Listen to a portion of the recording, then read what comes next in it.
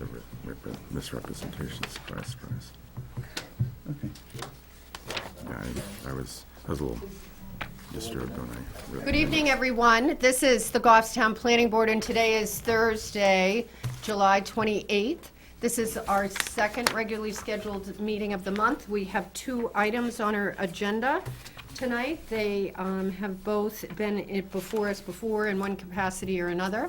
And I apologize to the public for starting a few minutes late after saying I was a few minutes early, so wouldn't start. So there you go, I'm late even though I was here. So before we begin, I'm going to ask everybody here to identify themselves, please. Jonathan. I'm Jonathan Rourke, the Planning and Zoning Administrator for Goffstown. David Pierce, the Selectman's representative. My name is Barbara Griffin. Kimberly Peace. Tim Redmond. Jim Raymond. Michael Conlon. We are missing our secretary tonight, which we knew, so she will be doing minutes from the videotape, so everyone please try to speak clearly. We have a couple of other members, I'm not sure if they're coming, but we have a quorum, so we will begin. And the first item on our agenda, as far as an action item, are the minutes of July 14th, 2016, which was our last meeting. Is there a motion? Motion to approve as presented. Is there a second?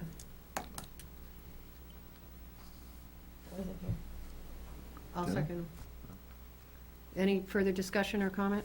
I was going to actually ask to have them delayed because I didn't have a chance to read it, but that's okay. All right.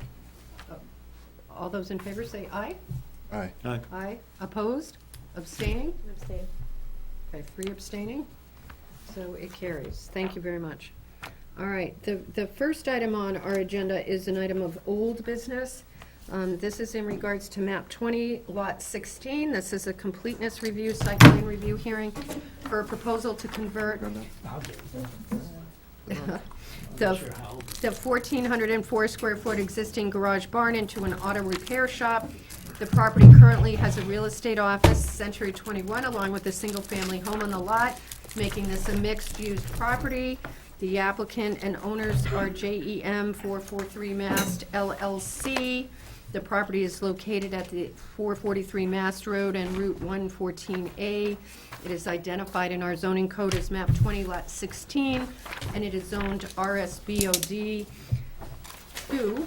This matter is continued from the meeting of July 14th that we had. The application was accepted at that meeting.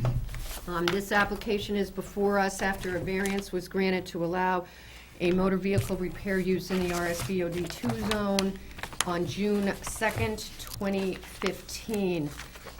Jonathan, if you can just summarize what got us here tonight, please. Certainly. We reviewed this a couple weeks ago, and basically brought to the table is the variance, and they're looking to do some improvements in hardening the surface pavement, and formalize the driveways, basically just to spruce it up and give it a little bit more wear. And also we talked about the lift. There's a few additional comments from the previous staff review. On page 4, that after the last meeting, the board asked me to look into waivers for the lift. If there had been any permitting for the lift. I have not found any permits for the lift, and after speaking with the building inspector and also the Lieutenant Connor of the fire department, there are some comments referenced on page 4, other considerations number 5, and then also Lieutenant Connor provided additional fire comments about the lift as well. We can go into detail about that if you'd like. Basically, the way it sits right now is it doesn't have any permits and it requires some. I'm confused because you kept saying page 4 and I don't know what you mean. Oh, I'm sorry, page 4 of the packet. It's the new packet, right? Yes, the revised packet. Oh, thank you.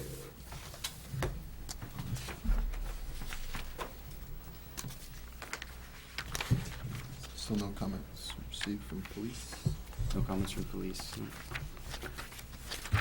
And Okay. a lot of the other comments that were brought up last time from DPW were addressed. So.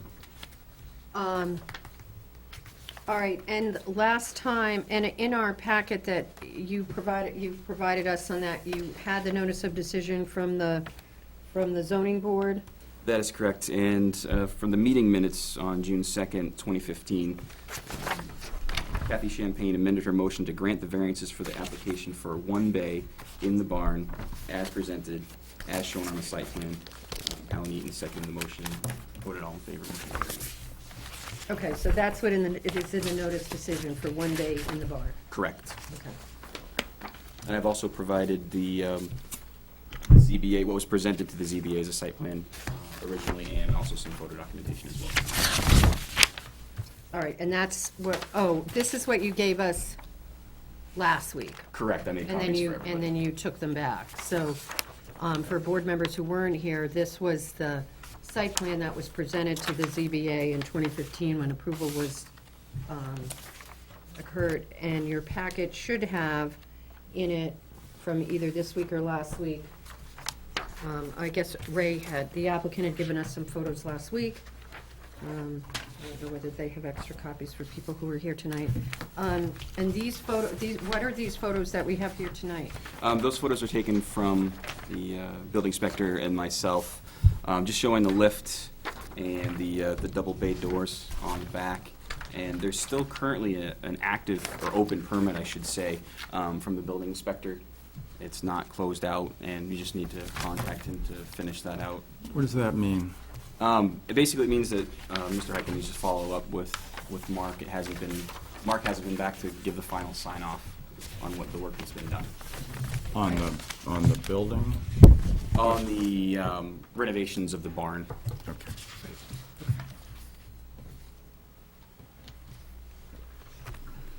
All right,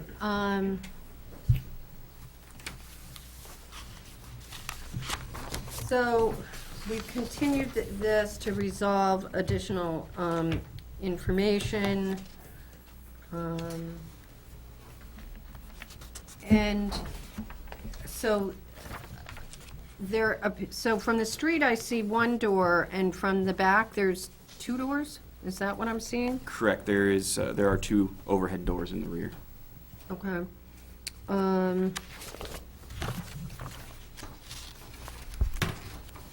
And do I see a staircase? I mean, so the work in there has to be approved, so what we might see in the window or something going on in the garage, it still has to be dealt with the building department? That is correct, yes. Okay. Do you know how many garage doors are on the open building permit? The current one on the front and one in the rear. Okay. And after speaking with the building inspector, he would need to go in and verify that it had been framed properly. That is something that would require a building permit as well. So, and with the building permit still open, from my understanding, they could modify that. Okay. And I'm not the best at reading plans, but it would appear that both the plan that was presented at the ZBA and the plan we have don't show any doors, right? For the garage? Or am I missing them? Correct. Ray's indicating that I'm correct. Okay. All right, and I think one of the issues we talked about last week was the landscaping. Abutters had commented. I mean, I can go over that with you. Yeah, so I'm just Yeah, sort of yeah, okay. trying to go through what I think we're gonna need to deal with as we go forward on this.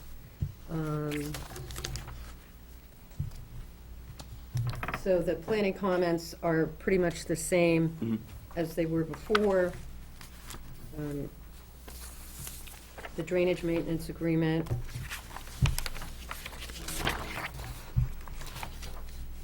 fire department comment last time was for mailboxes, which the applicant addressed.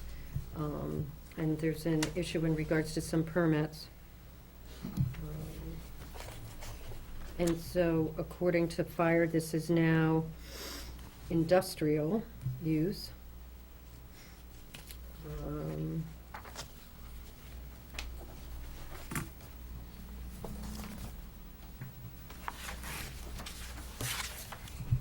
And their observation is this is not a residential lift. Okay.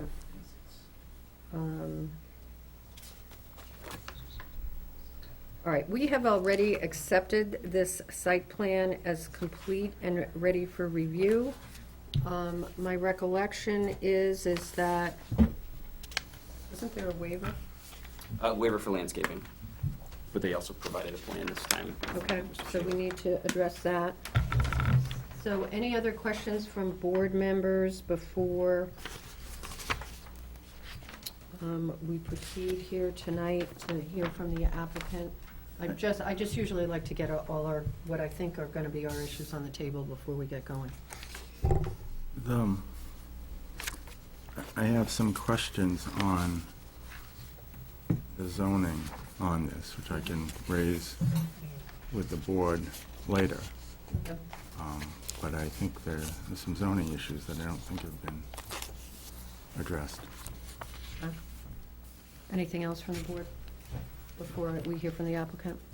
And for anybody from the public who's here, we will be reopening the public hearing because it was continued with the meeting from last time.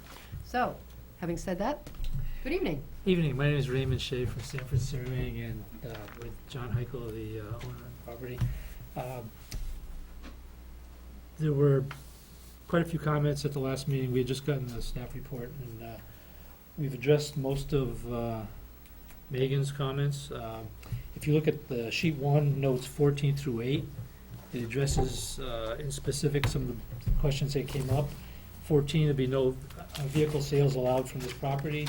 15, outside lift is not to be used for commercial/business use, but solely for the personal use of the property owner. 16, only one vehicle at a time will be allowed in the garage/barn. 17, rubbish/trash will be stored inside the barn. There will be no outside dumpster or trash receptacles for the automotive repair business. And site pavement to be completed by 12/1/16. So those are 14 through 18 are items we discussed, and that's how those notes we're proposing to address them. We've also added in and out signs, because we talked about having more or less a one-way traffic layout within the project. We think it'll work better that way, so we're showing a sign at the entrance and at the exit. We also, on sheet 2, which is a new landscape plan, are showing snow storage areas. And we addressed the landscape requirements. We'd asked for a waiver, kind of a blanket waiver, but to get more specific. On note 2, there's also some, on sheet 2, on the landscape requirements. When you look at the entire lot, it's about 159,000 square feet. Based on that size, the requirement is 32 trees and 64 shrubs. If you look at the area that's to be developed, or is, I'll approach the board. The project area basically is about 56,000 square feet. So we looked at that and applied the calculations, and the requirements come up to 11 trees and 22 shrubs. Counting the trees and shrubs that are within the cleared area, not in the woods, but within the cleared area, we come up with approximately 13 trees. There's some clumps of multiple trees, but I counted them as one, and 10 shrubs. So as it is, if you look at the requirements based on the developed area, we have already exceeded the tree requirement, but we're short the shrubs.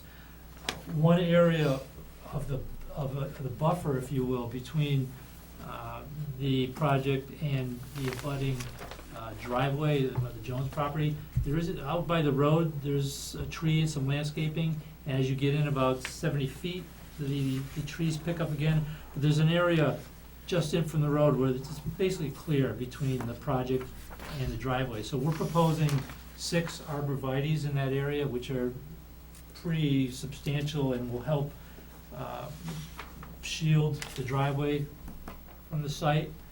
And that brings us up to 19 trees within the developed area. There was also some discussion about softening the view of the entrance and the view back to the parking lot from Terrace Lane and this southeast corner of the lot.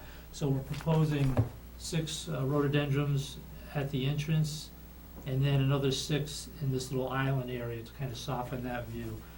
You know, rhododendrons keep their leaves pretty green, so we think year-round that'll help. And with these arborvitaes, that'll help Mr. Jones as he comes in his driveway with the view. So that's our proposal for the landscaping. Again, it's, if you look at it based on the developed area, and I'll go to the overall plan. I believe there's condominiums behind, they're buffered by a couple hundred feet of woods, and the intersection of Danes Park, I believe, is over here, so there's wooded to that intersection. So, when you look at the developed area and apply the requirements, we've come up to what's quite necessary with shrubs, and we're over with trees. So that's how we're proposing to address the landscape requirements. I think the remaining comments are a couple sewer discharges to be applied for, just standard planning issues to address. One item that I emailed back and forth with Megan regarding, she wants us to not address, but refer to best maintenance practices for automotive repairs. And she wanted that attached to the drainage maintenance agreement to be recorded, but I think it's more appropriate to somehow address on the plan, because it really has nothing to do with the drainage maintenance agreement, so she agreed to that. That we put either the notation on the plan or that fact sheet about best management practices for automotive repair on the plans, and the drainage agreement would get recorded by itself. Okay.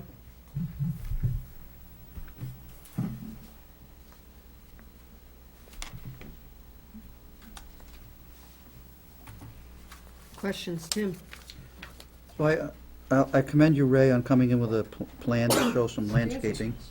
However, I am going to dispute your based on developed area statement on the plan. That doesn't have any bearing on this application, because the landscape requirements in our books is based on total lot area. There's no allowance for based on developed area. So I'm not going to give that any weight in your discussion at this point. Okay. But you did come back with some shrubs and some softening, which looks good, and but I just don't feel that note on your plan has any weight at all in this application. All right, it was our attempt to, to come up, present something for discussion.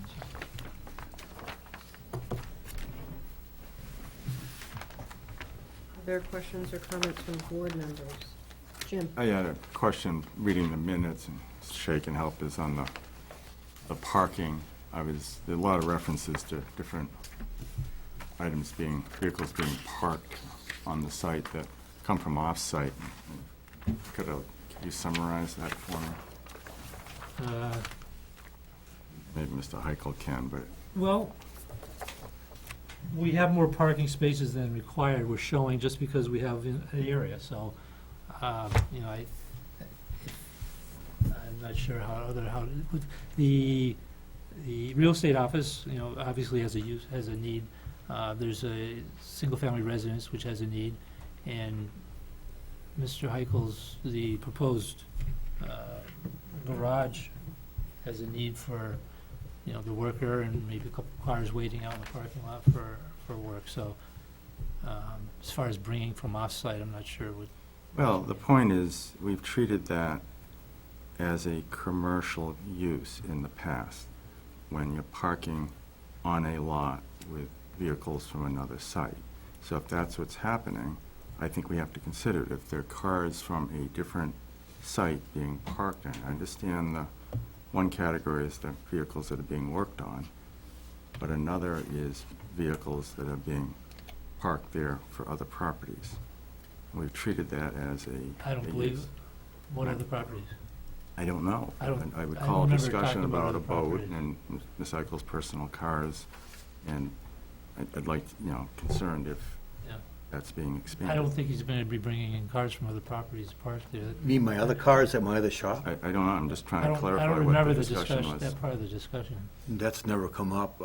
Don't plan on I don't plan on expanding, using that parking for any other purpose other than what is happening there. Is there anything parked there now? My plow truck that I don't use until it snows. This Corolla in the picture, is this yours or the residence, or? That's the residence, that's my plow truck, the red one. Right. That Corolla is the residence. Okay. It's not yours, at least? It's not mine. Yeah, okay. It's not mine. And that's in approximately one of the spots that you indicated on the plan as well? Right. Okay, other questions or comments? Ken? Well, it goes to the, this question goes to the ZBA plan, which was presented to the ZBA for your variance. And then we have the plan that's been submitted to this board for approval. I'm curious as to why they're so different, Ray. Why is the ZBA plan, all the parking is shown differently? The concrete pad with the lift is not on it, yet we have a different plan here with the concrete pad with the lift and a completely different parking calculation arrangement. Well, I think I said last time, we weren't part of the ZBA approval. When we came on board, the area around the barn had been rough graded like that. So we went ahead with that layout of the parking and drive around. Didn't think it was, comparing the two, they're definitely not identical. And I think at the last meeting, and in general, when I've been to zoning boards for use variances, there's some flexibility in the site plan. It's more of as an exhibit. You know, if the zoning board approval wants a layout exactly like was presented by others at that meeting, I guess it's basically reducing pavement, really. If you compare the two, you just have more pavement than that layout. As far as the lift, that, again, that was there when we came on. And what was the answer? As far as the lift, that was there when we came on board to work on the project. So the lift happened between the time that this was approved by the ZBA and now? Correct. Any other questions from board members? I can get some insight on the parking spaces if that matters. All right. At this time, do you have anything else, Ray? I mean, you've No. presented, oh, let me ask you on the arborvitae's. I noticed that you said medium, I think the shrubs medium, were the medium. PJM rhododendron. Aren't arborvitae's different heights? I'm not. I think for trees, there's a requirement on how tall they have to be by, Okay, for so landscaping. it takes care of it. I just saw the right, medium versus. right. Yeah, the medium was the shrubs, because they're small and medium. But the arborvitae's are the trees. The trees, Okay, I think, thank there's- you. right. Until I don't even weed at home. Okay. All right, if there's nothing further from the board at this time, I'm going to ask the applicant to, if I have any public comments, and ask the applicant to let any public comment come forward. Is there anybody here that would like to make any public comment on this application? And I see two hands. So Ray, you and John can sit back for a minute. And I'll ask the gentleman in the back to the left to come forward, because he told me he has somewhere else to be, so come on down.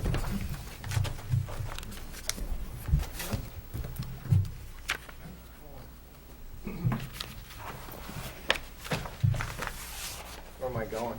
You can have a seat right here. Oh.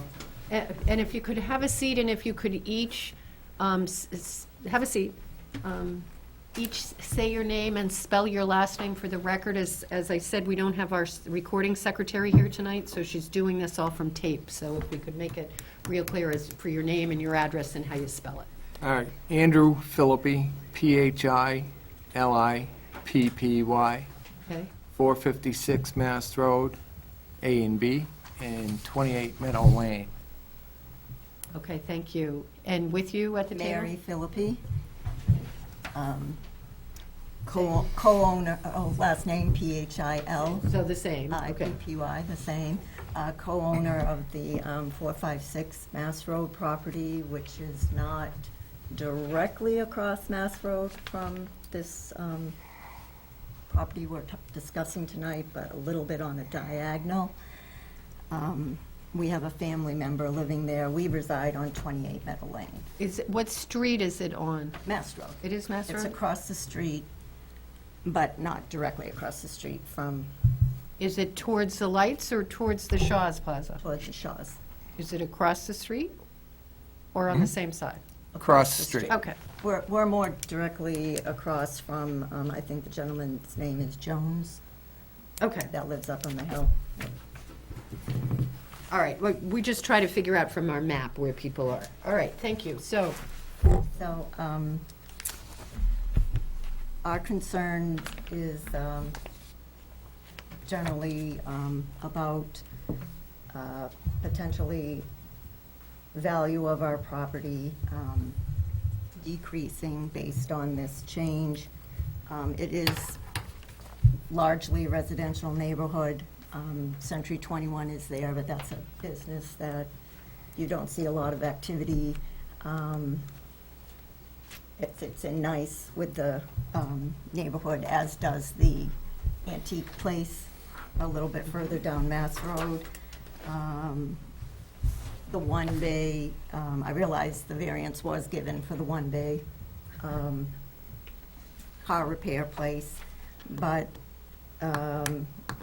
one question I had was the parking, and I think from what I just heard, Century 21 and the residents park in the front, and we maybe have one worker at the garage, and only one car is going to be working on at a time. So that was a concern, that there was going to be multiple cars parked in front, or maybe they were going to be parked in back. I don't know, but from what I just heard, it kind of sounds like there's not a lot of cars that are going to be there, which would be more to my liking.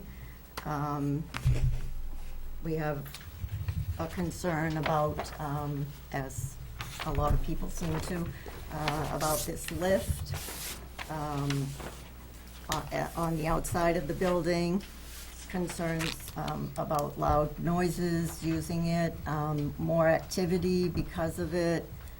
In my opinion, I think it's unlikely that the lift is only going to be used for, I think it was termed personal use. I mean, it's there to repair his plow truck, which is for business use.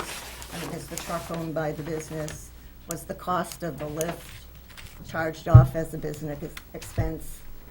And again, in my opinion, it is part of the business. And so that's a concern. Andy will talk a little bit more about compressor noises and stuff that I don't know anything about. Okay, where's the compressor gonna be? How big is it gonna be? How loud is it?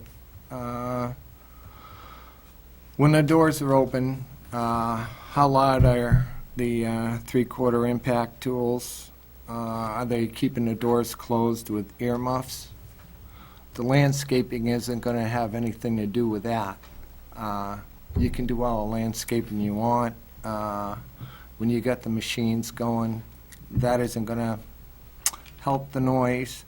The outside lift for the plow truck, I've got a couple. I don't have a lift for them. They're on the ground. when the doors are open, if they're open, and they're doing like a dyno test on a truck or car or motorcycle, I'm nodding like I know what that is, okay, yeah. I'm just making fun, I'm taking your word okay, that it's yes, loud. that's good, that's good. That exhaust, I mean, that's incredible.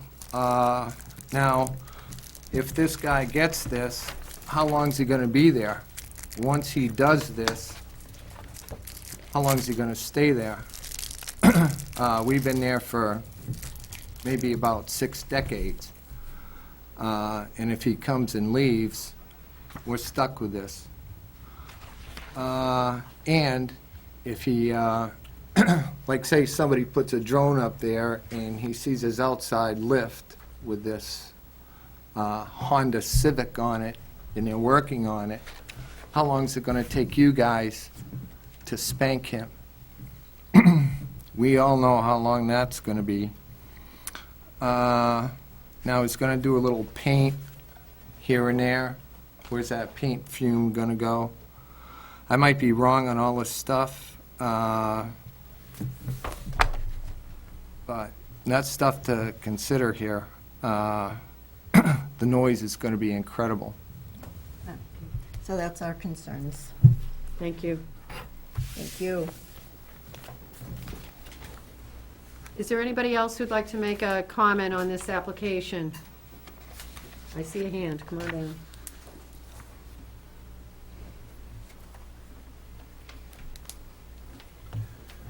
The name's George Jones. I'm the abutter on the long side of this, and I'll try and make this. I was at the last meeting of the planning board, by the way. I was unable to attend the ZBA meeting. But I'll make this as short and simple as I possibly can. My concern is the realistic future intent of this. Initially, apparently, our request was put in. The gentleman who put in the request did come to our home, and we spent about 15 minutes together while he explained what he was planning to do. I've lived there, by the by, for 30 years.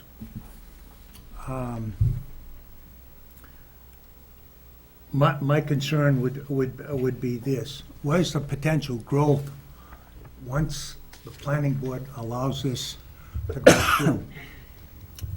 What I understood from the last meeting, I'm not sure this is absolutely correct, but I would really like clarification on this before you get through with whatever you're doing, because there is an ethical and moral responsibility to the town as a whole and to each and every resident if you plan on serving our board. I understood the last time we met 2 weeks ago, no future growth, there would be no signage, there would be no outside work. All the work would be done within the building which he's remodeled.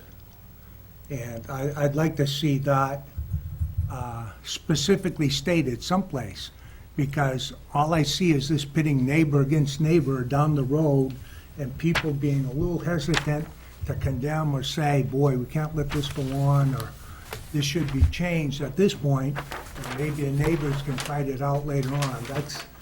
That's not appropriate in my mind, and it's not the way we should be looking at doing things. The lift itself, from everything I can understand,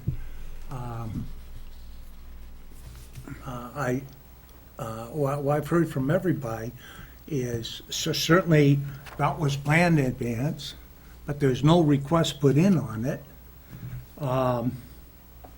So what happens in regards to lift? What are we actually seeing here is that it's any vehicle, every vehicle that the gentleman owns, and further down the road, again, as this other guy just said, if he leaves, he could be a best man in this room. I don't know. I don't know anything about him. But 5 years down the road, somebody else moves in, then what happens to that area? What does the planning board want to happen to that area? You know, what do a selectman, what's the ZBA want to happen to that area? You know, do you want it to be just commercial or industrialized? That decision's a tough decision, but somebody has to make it, somebody has to step up the plate and say it. And, you know, I've got nothing against John. Like I say, he called, he told me he had bought Bonneville's place, and he told me basically what he was going to do with it. Short time later, we have this very big lift outside, and I had to question that, quite frankly. The last meeting, again, I said I was going to make this brief. I should shut up in a moment, I guess, and let you folks go back to what you need to do. As far as my home up on the hill, when I look out, unfortunately, my front yard is the back end of exactly where this lift is and where the back of the barn is now with a door, 2 doors. So that concerns me.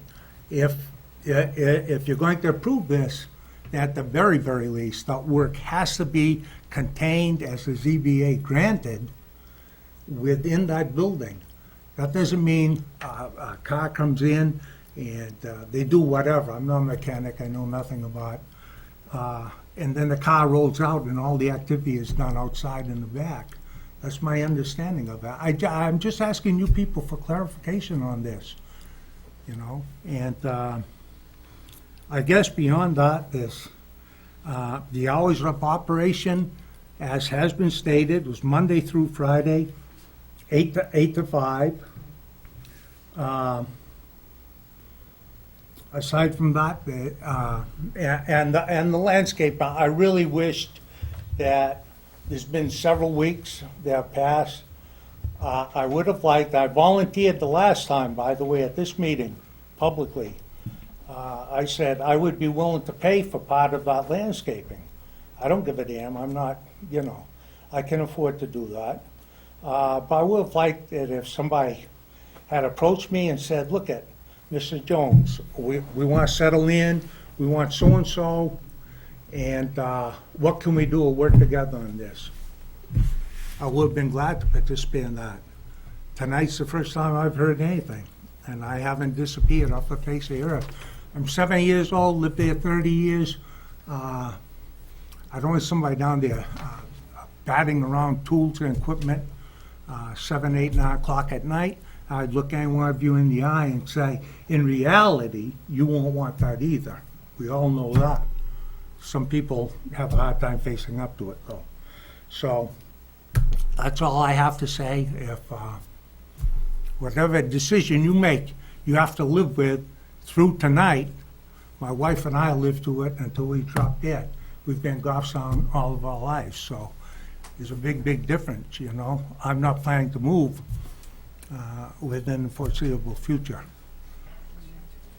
Thank you. That's it. Jim? I have a question for Mr. Jones. Yeah, I have it written down so I wouldn't forget. Okay. What's on the land between the cleared area on the applicant's property and your house, which I see is pretty close to the lot line? There's an area that's, well, it's... No, okay. my house from, well, can I approach that border? Yes. I don't know how to explain it to No, you. if we may approach, Barbara? My Yeah, house- it's my house- actually easier to look at the ZBA. If you look at the ZBA map, which Mr. Jones, I don't think you have, the driveway runs right along the property line, Yeah. and you can see on the ZBA, there's a grade there. And then there, I guess, and to the right, What's in between this area here? right here. there's Okay. the house and a garage, and as you keep going back, there's another structure in the back. I think that thing that looked like it's pretty close there I just is showed them on the actually map. paving. Oh, okay. It's a wooded driveway until you get close to the barn area. Is that fair? I'd like to hear from Mr. Jones. That's a paved driveway up here. Yeah. Yes. I'd like to hear from Mr. Jones. Sorry. please. Okay, so what do I do? Approach the board? or- Yeah. Sit back down at your table there, Mr. Jones. I'll Why bring don't it you back. come back and Jim is trying to figure out how things are laid out. Close. Sorry. He'd like to know what is in this area between the tree line here and the front of your property, in this triangle area right here. Okay, my driveway, I'm not quite sure how to explain it, so this man will understand what I'm saying. My driveway parallels all of this property for a long period of time. If you go back about, I think about 100 feet, there's a triangular cluster, I'm only guessing at its greatest width, maybe area 30 right here. feet. There's a triangular cluster of deciduous trees right there, and some old growth. There's a couple dead ones that should be taken down. But in any case, there's a big area back there that during most of the years conceals what's going on. The rest of the area, John took down 2 23-inch trees. I don't know if you're from this area or not. There's a lot of virgin pines there. That's how Mastro got its name, by the way, pine trees, Mastro and ships. The first thing they did was come in and take down 2 23-inch pine trees. Prior to that, a year ago, you could not see up and back there very well if you ever traveled Mass Road. Now it's pretty open. That and the shrubs that were taken out on the side of the wall.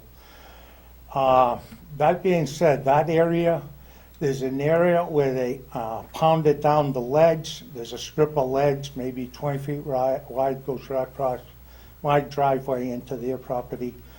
And they pounded that out. And the process of that, any shrubs or brush, there weren't any shrubs like you go on by, just natural, whatever grew there, you know, a lot of Pacithias we had put in years ago. In any case, so that's an open area. So if you drive down Mass Road, you can look right up through there, right up to our driveway now, pretty much. I don't know if that answered your question, probably confused the hell out of me. No, it does, because my recollection was it was wooded, but you're telling me not so much now. Not much, I'll with you now, no. Yeah, sorry about that. No problem. Thank you, Just sir. wanted to be able to see. Did that answer your question pretty does. much? Thank Okay. you. So that's all I'm asking for. Somebody finalize this, look in the mirror and say, did I do the right thing? And if you did the right thing, more power to you. Thank you, Mr. Jones. You're welcome. Is there any other member of the public who would like to comment on this application? I'm not seeing anyone, so I'm going to close the public hearing at this point in time. This is our second meeting on this application. We have a number of questions pending before the board as to this application, and I think at this point, the board needs to discuss the issues that have been raised and decide how they want to proceed.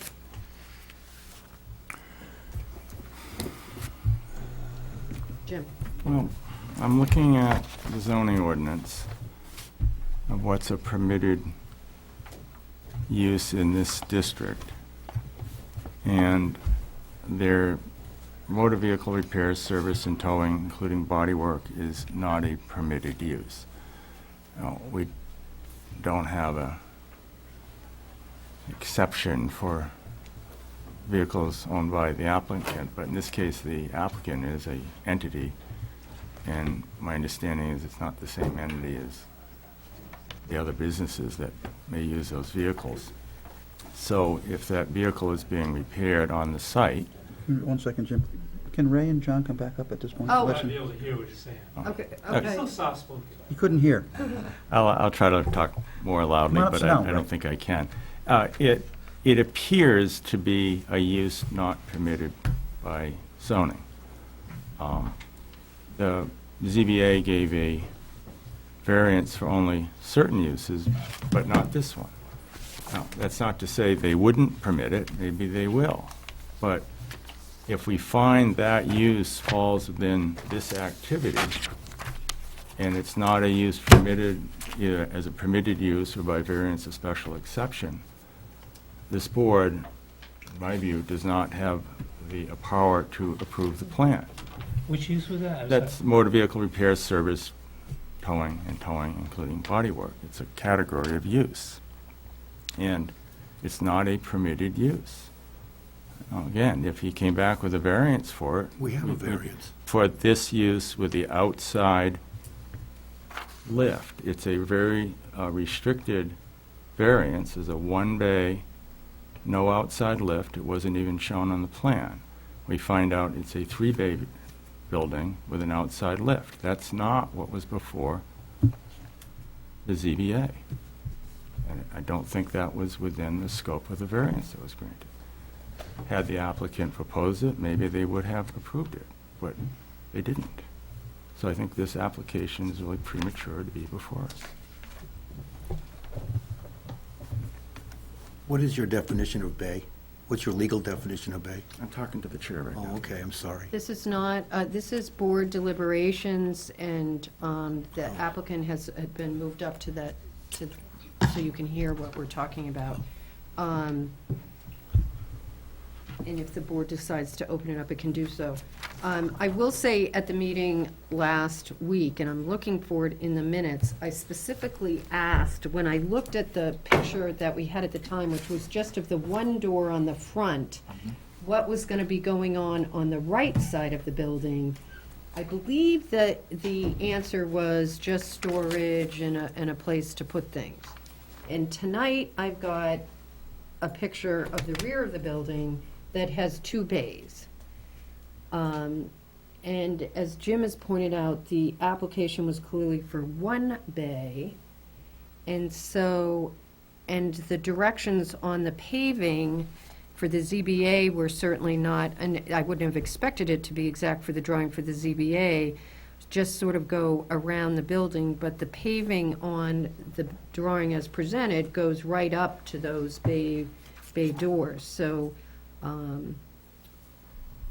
to me, this application looks like it is not for a one-bay garage repair, all work to be done within the building. I mean, that's just to me what I think it looks like. If I get by that, and I think I brought it up a couple of times, I have the concrete pad, I believe even as represented, is for a truck for commercial purposes, for clearing commercial lots,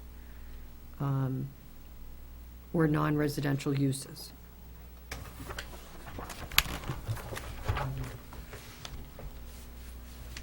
So, as Jim pointed out, this is not a special exception for use permitted in the district. It is a variance.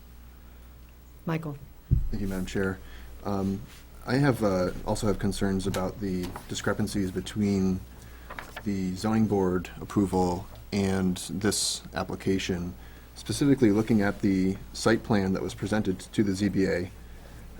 It is marked as a two-bay automotive repair facility. So adding in the outdoor one, so we don't have any pictures of what's going on inside there. So we have at least two, if not potentially three bays here. And I'm struggling to reconcile that discrepancy. Michael, if you can just clarify for me, where are you seeing two bay? Yep, on this piece of paper? Is that the ZBA one? As far as I know, it is, yes.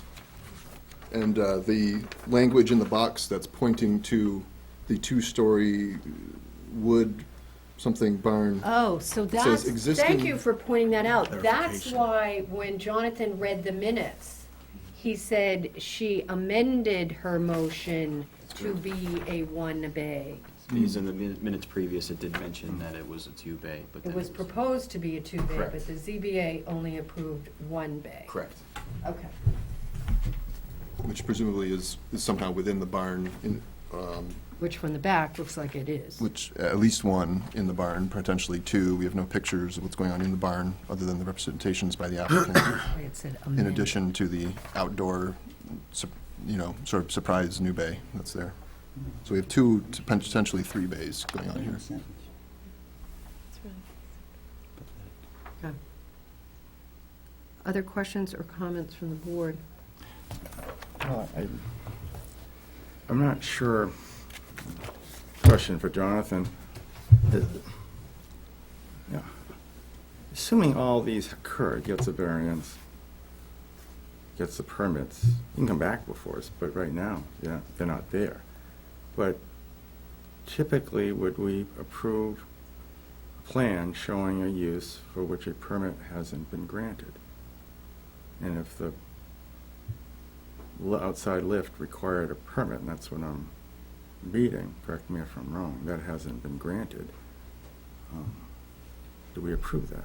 I don't know how we can. From my understanding, it was approved, and even in the minutes, I'll go back again, Kathy Champagne made a motion to grant the variance for the application.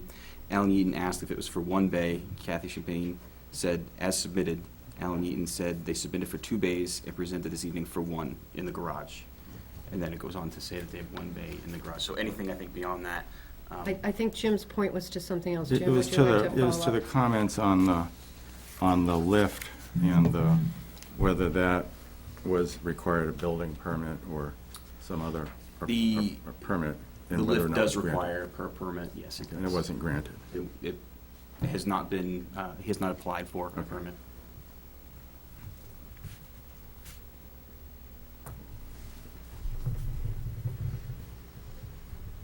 And the permit that was taken was for the barn work, which has still not been closed out. Correct. And is that the only permit that's been applied for that Yes. property? For, as opposed to previous work that has been done for renovations, 'cause it was. Right, okay. Tim? Did you review the building permit as presented by the applicant to I the did. building department? Yes, I did. And did you say that the applicant requested a single bay door on the rear or 2 doors? Single on the Single rear. door, but 2 were constructed. Correct. Okay.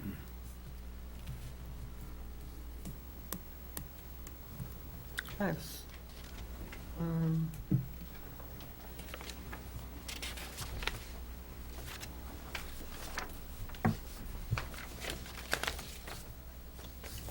I actually have the drawings from Langley if you'd like. No, that's fine. I'll take your word for it. I guess I'd like those offered into evidence. Yeah, let's consider them. Why don't you pass it around? This is the only copy I have, so if you could make sure it gets back to the building folder, I appreciate it.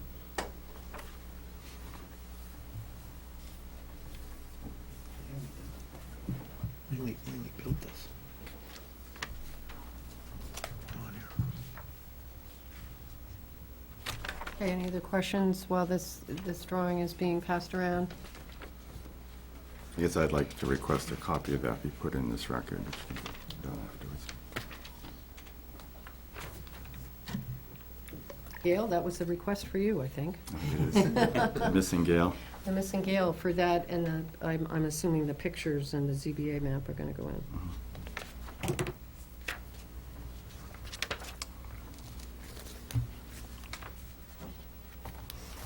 Oh, so there was a bump out done too in the back, it looks like? Okay.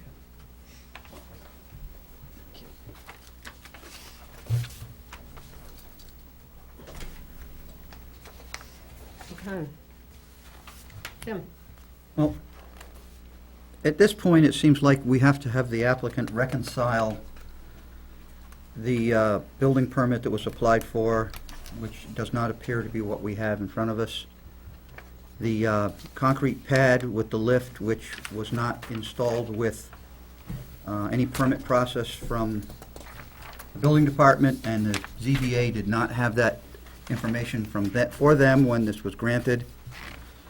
Unfortunately, I feel like at this point that we have to have the applicant come back and reconcile these differences for us, and either remove the concrete pad and lift, or go back to the ZBA and ask them for a variance that includes an outdoor concrete pad and lift, as well as complying with the building permit as it was presented to the town. And in addition, if the ZBA approved variance for 1 bay, Threads to go inside too. Well, we need clarification of that. Well, I would say that if you have a single door on the front of the building, that would qualify as a single bay building. Even though it's wider, you have a single door. I don't want to argue the merits of the interior layout, because there's got to be room for tool benches and toolboxes and part storage and stuff like that. Well, I quite honestly, I'm willing to argue the inside, because I think one of the members of the public was quite clear in that, what do you do with this? You're not putting in an overhead door like that. I mean, maybe you are, but, I mean, I guess the other thing, which I completely forgot to ask, you know, we're talking about vehicles being parked there, and it looks like there's a personal trailer parked on the site for the owner in the picture, and I forgot completely to ask about that.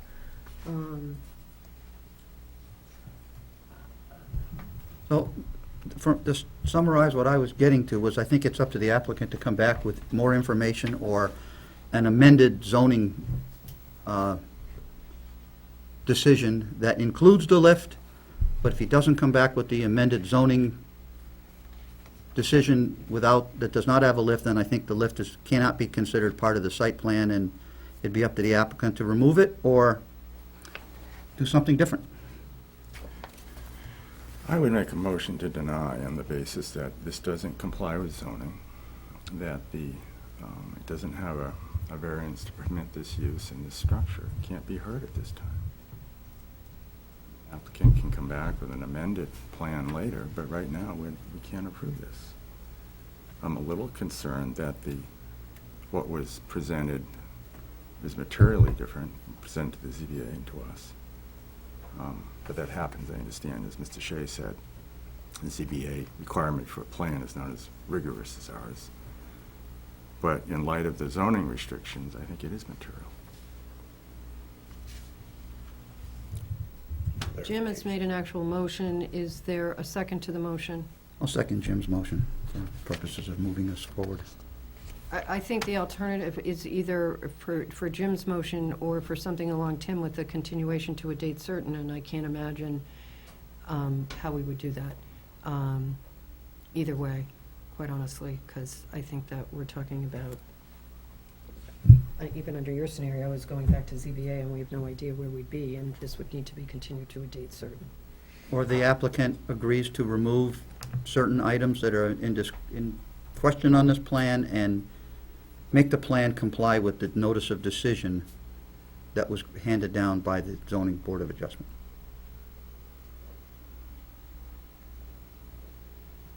Well, go ahead, That's David. that's the applicant's decision at this point, even though that we've had a motion at this point. Do we need clarification on what a bay is? I seem to assume that the discussion says if I see a garage door, that's a bay. So we've heard 1 bay, 2 bays, 3 bays. Well, are 2 of those doors a drive-through bay? And then another one is a garage door for the convenience of getting tools in and out, but it's not a bay for working on an automobile. Amen. So that needs to be clarified. Well, I think the point is, it's not And a a permitted... dumpster. Yes. Yeah, It's not a permitted use, so if it's not on the ZBA approval, and it's not, we don't have the authority to permit it. I think that's the issue. No, but we could permit a building that has 2 doors but only Right. 1 bay. I Okay. recognize that, so. All right. But that doesn't resolve the other issue. Yes. I mean, it's still fatally defective in my view. But All right, is there any further discussion on the motion? Well, if we're going to go in that direction, we have to state specific reasons. Right, just well, wanted I to- was going to ask if the applicant would prefer to ask for a continuance to a date certain to see if they wanted to address the issues that we're raising. Yes, I do, because there's been so much misinformation spoken this evening as to what happened and leading up to this, including those 3 doors, somebody needs to clear this up, because I don't know if anybody here was there at the zoning, I don't believe they were at the zoning meeting. And this is just, this isn't the way that it went down, and I'd like to explain what that 3rd door is, because Mr. Pierce is very accurate as to the reason of that 3rd door in the back, and I discussed that with Steve Langley. And that bay is not for repairs. It's for moving toolboxes in, equipment, a dumpster, which I've already agreed to. That's where the dumpster was going to be rolled in, and dumpsters roll, so you need a door big enough to get an 8-foot dumpster outside for the truck to come pick it up. All right, well, That- well, I guess. It's a utility door for utility use, not for automotive repair. I guess the applicant has heard the issues, and you offered an explanation that there are issues beyond that with the application, along with permits and other issues as to whether by approving a plan, for example, with the lot on it, whether we've approved it when maybe it doesn't comply. Does the applicant have a desired date to come back, having dealt with the permitting issues and the ZBA issues? Need to resubmit. No, here. Because we're not getting anything done.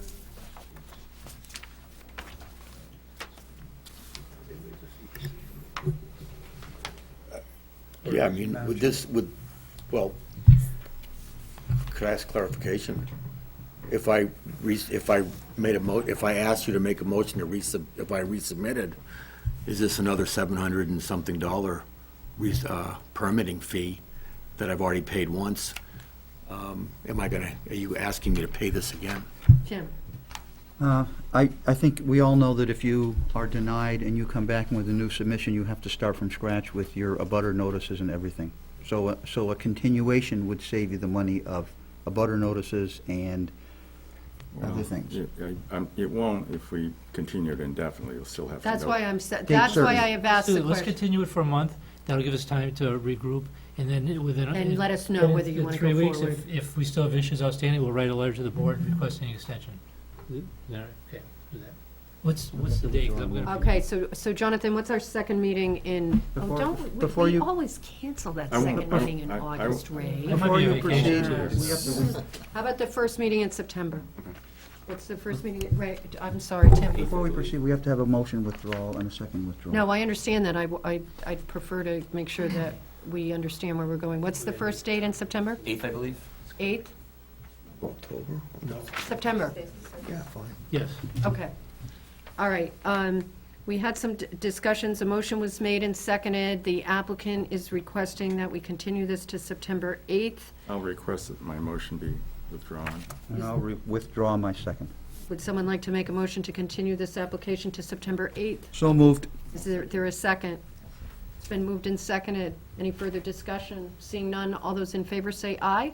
Aye. Opposed, abstaining, it carries. And please understand, members of the public, while I close the public hearing, I am understanding by a continuance to a date certain that it will be reopened, the public hearing will be reopened on September 8th when we hear this application again. Tim?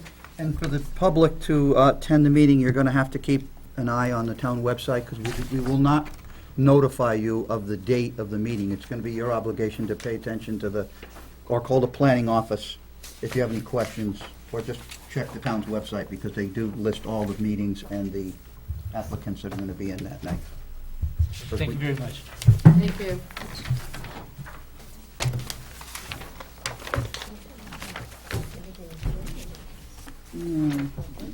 We have a second item on our agenda tonight. Our second item relates to map 5, lot 62. This is a completeness review, site plan review hearing for a proposal to add a parking lot to the Villa Augustina baseball fields. The owner is RJM Real Estate Trust and Margaret Perrin. The applicant is Goffstown Junior Baseball. Goffstown Junior Baseball has it is located, the field we're talking about, on Route 114 at Mast Road and Normand Road.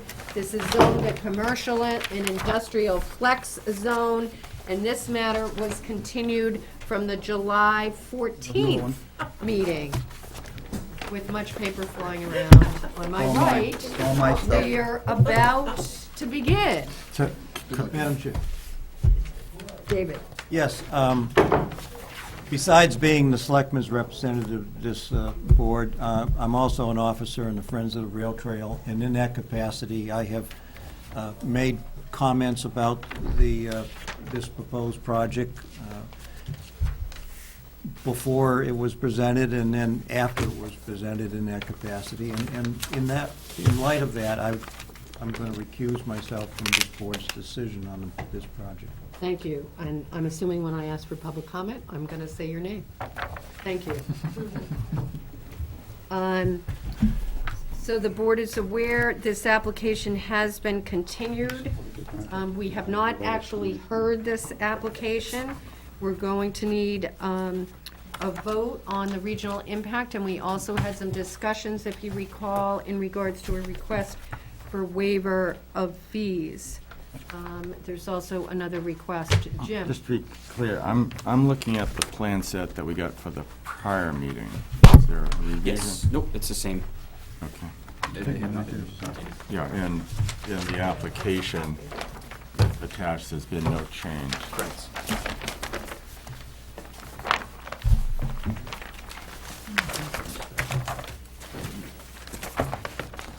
Okay, David, you want to run us through what we're looking at here? David, Please. Excuse me, Jonathan. I was looking for David. Sorry, David. Where are ya? I thought that would be your name. No. That's what I get. Michael snuck in when I wasn't looking. David left. I'm obviously not too on the ball tonight. Jonathan. I mean, I think we're all pretty familiar where the Villa Augustina baseball fields are. They're looking at doing some improved parking to the gravel area. After the acquisition of the Villa Augustina property, if my understanding is correct, the junior baseball is no longer allowed to use that paved area across the street. That's a true statement. So parking is needed in the area, and it'll help to keep people off the road, hopefully increase safety. And I think the waivers that were requested, you mentioned the fees as well, and also there's also been a waiver requested to do a request of doing a drainage study in lieu of proposed drainage solution. And I think that the applicant will mention that as well after the comments. There are several comments, and I believe after speaking with the applicant that they will address those tonight as well. Thank you. Jonathan, in your opinion, does this plan have a regional impact? No, it's not. Any motion? Yes, please, Tim. I'd like to make a motion that this project does not pose a regional impact and that the site plan is complete and ready for review. How about if we make that a separate motion? Separate motions? Yeah. All right, then we'll leave it to single motion that does not have a regional impact. Thank you. Is there a second? I'll second. All those in favor say aye. Right. Opposed, abstaining, it carries. Jim? There's two waiver requests, and I think we have to look at them. One is the waiver of the application fee, and that's really a threshold item. We're supportive of nonprofit organizations in Goffstown. The concern I have, as a constitutional one, is we can't favor some over others. What if you're a baseball fan and somebody comes in for, pick some sport that's not popular, or some other activity, or it's a nonprofit that has some use that you may not personally like, or the selectmen don't like. You can't pick and choose. We can waive all, but I don't think we can waive some. Okay. Jonathan, did you have a look at what we've done in the past for application fees? Yeah, I spoke with Patty. She did a little bit of research on that, and I know in this case they've already paid the abutters fees, and typically the town entities are not responsible for payment, but nonprofits, from my understanding, are. With that being said, there was also discussion at a Board of Selectmen meeting, from my understanding, that they would work with Goffstown Junior Baseball on that as well. So. Jim? Well, we do have a memo from July 14th that stated that YMCA and Upreach Writing Center has always paid the full fee, and they're nonprofit. Right. In St. Matthew's Church, we charge them the abutter fee and the base $200 fee for a site plan review when the expanded and the parish house was added in 2003. And there was, so what was this is from you, from Patty, John? Yes, I believe she. And then her opinion was they should pay the fees, and the drainage is really not too much for Megan to review, then charge them the lowest fee of $210 for her review. You have that email? Well, yes, think it was I in can previous send it over packet. to you if you want. I think we've seen it.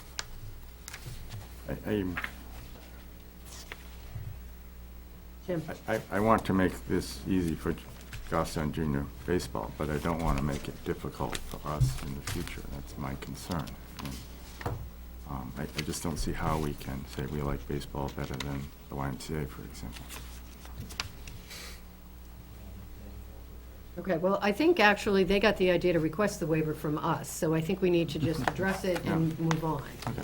from the town in one somebody else. capacity or the other, and I would hope that we would agree if we vote that the waiver request is not accepted, that we will continue on with the expectation that the fee would be paid, and we don't need people writing checks That's here fine. tonight and receiving it. All right, can I, let's deal with these separately, and I think Jim is right, this is a threshold issue. Can I have a motion on the request for a waiver of the application fee?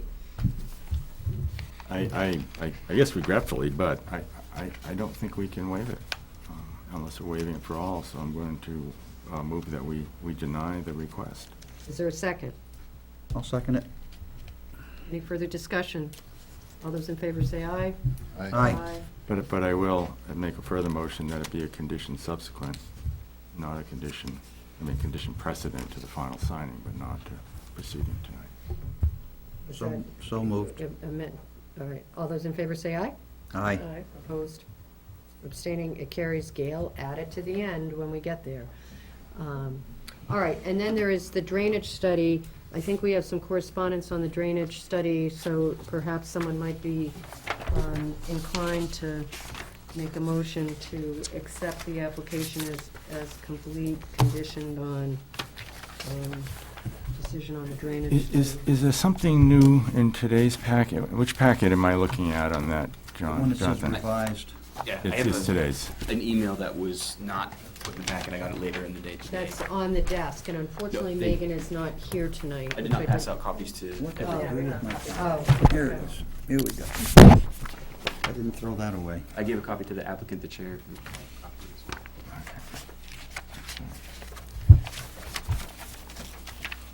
I would just assume get this before us and then deal with this drainage study issue as we consider it, if somebody would be so inclined. I move then that we waive the drainage study for purposes of acceptance only, and fine with the prior vote on the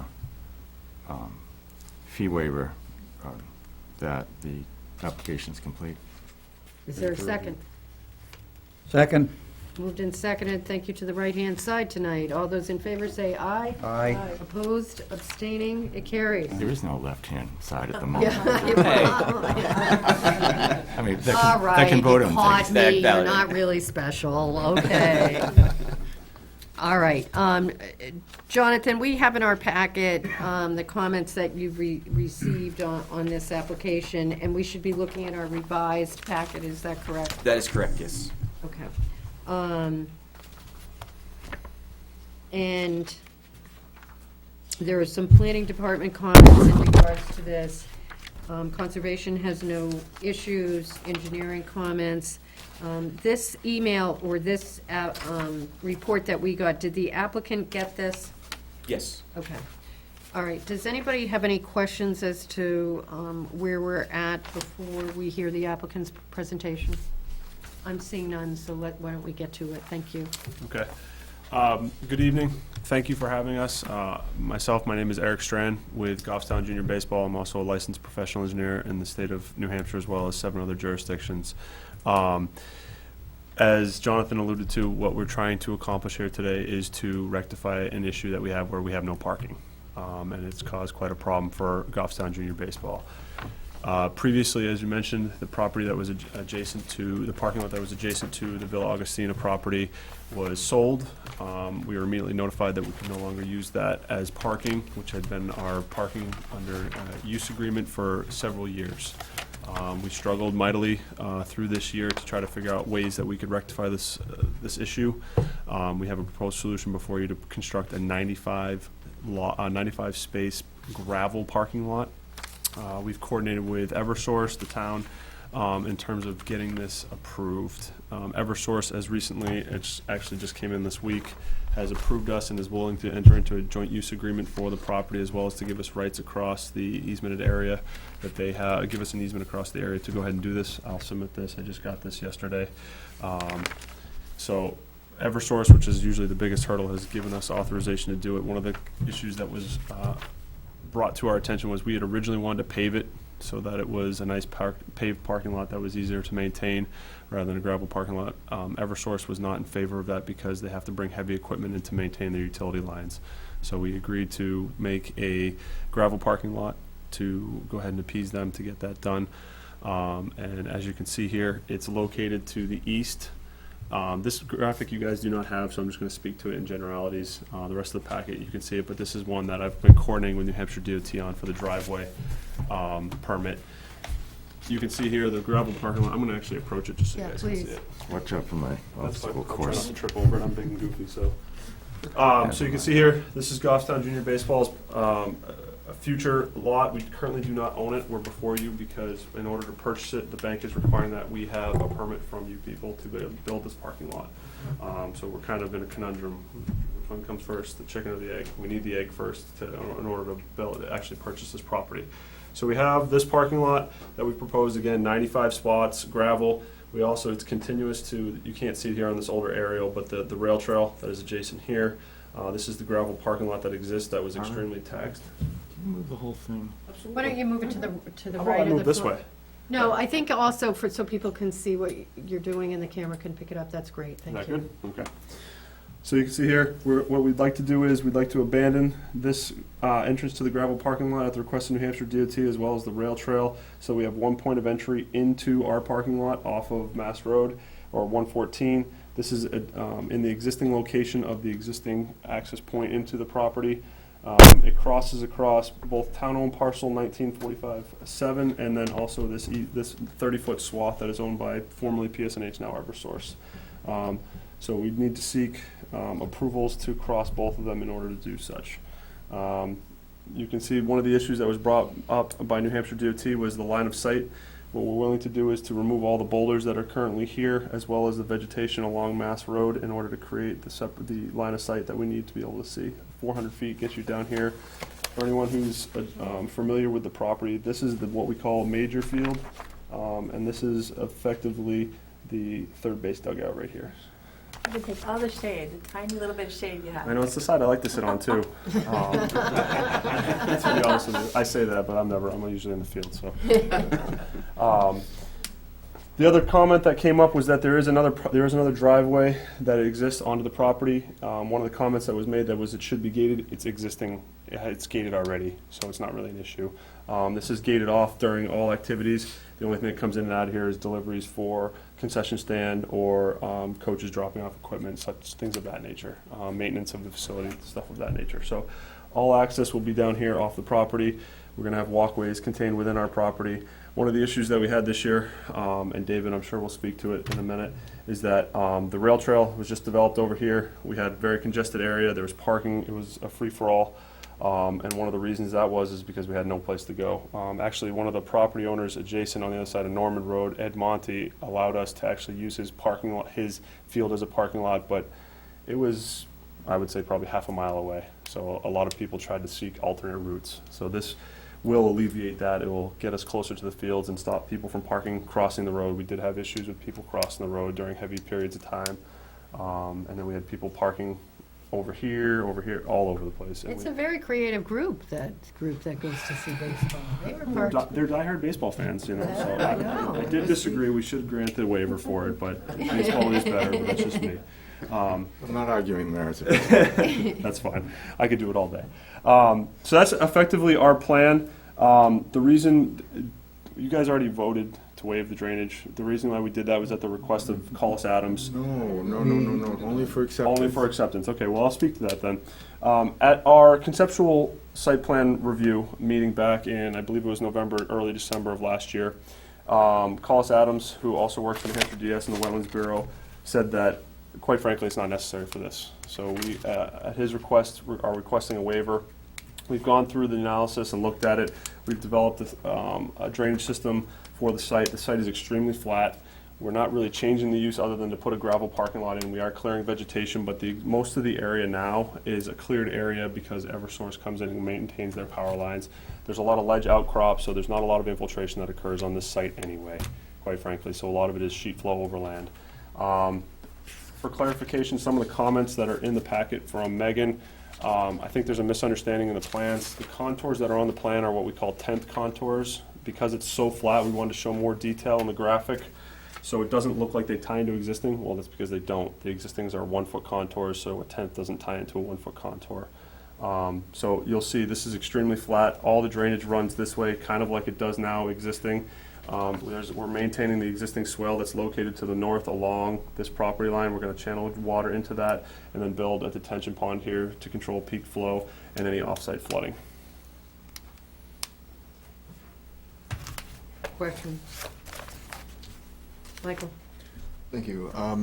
You mentioned that there was a kind soul who granted some additional parking on their property that's kind of a little bit down the road. Is that the part that's kind of to the southwest of that map there, kind of across the street? It's effectively down here, and then Okay. it comes way down here. It's effectively, Ed Monte owns a lot of property, like behind the villa, the formerly villa property, and goes all the way up to Wallace and in between Norman and Wallace. Sure. So yeah, I mean, driving by and observing the mild chaos going on there, I definitely saw people parking on kind of the grass and everything over there. Is that projected to be eliminated by this project? Well, I think that parking on the grass that you're talking about on Norman Road was actually people who somehow decided that the right-of-way allowed them to park on the cliff, as I refer to it, Yeah. up to the, Kind of the to berm the, there.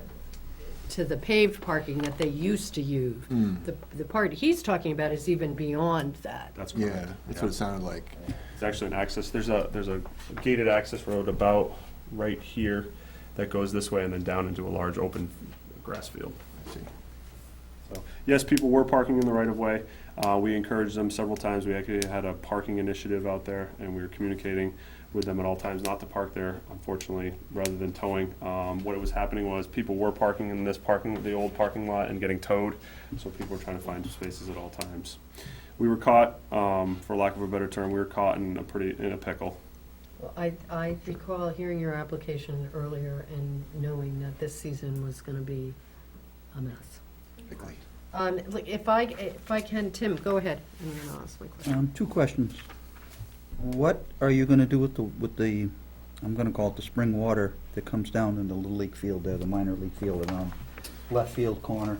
Down in this That area? usually floods out there. Yeah. Where's that water gonna end up? It's all gonna end up down this way now. It effectively does now. There's actually a drainage channel that comes along this way. We're gonna intercept it and reroute it around here and into our pond. So effectively, what comes into this area will go across the parking lot into this channel, and we're also gonna shape in one over here. So you're gonna bring that water around behind the new parking? Correct.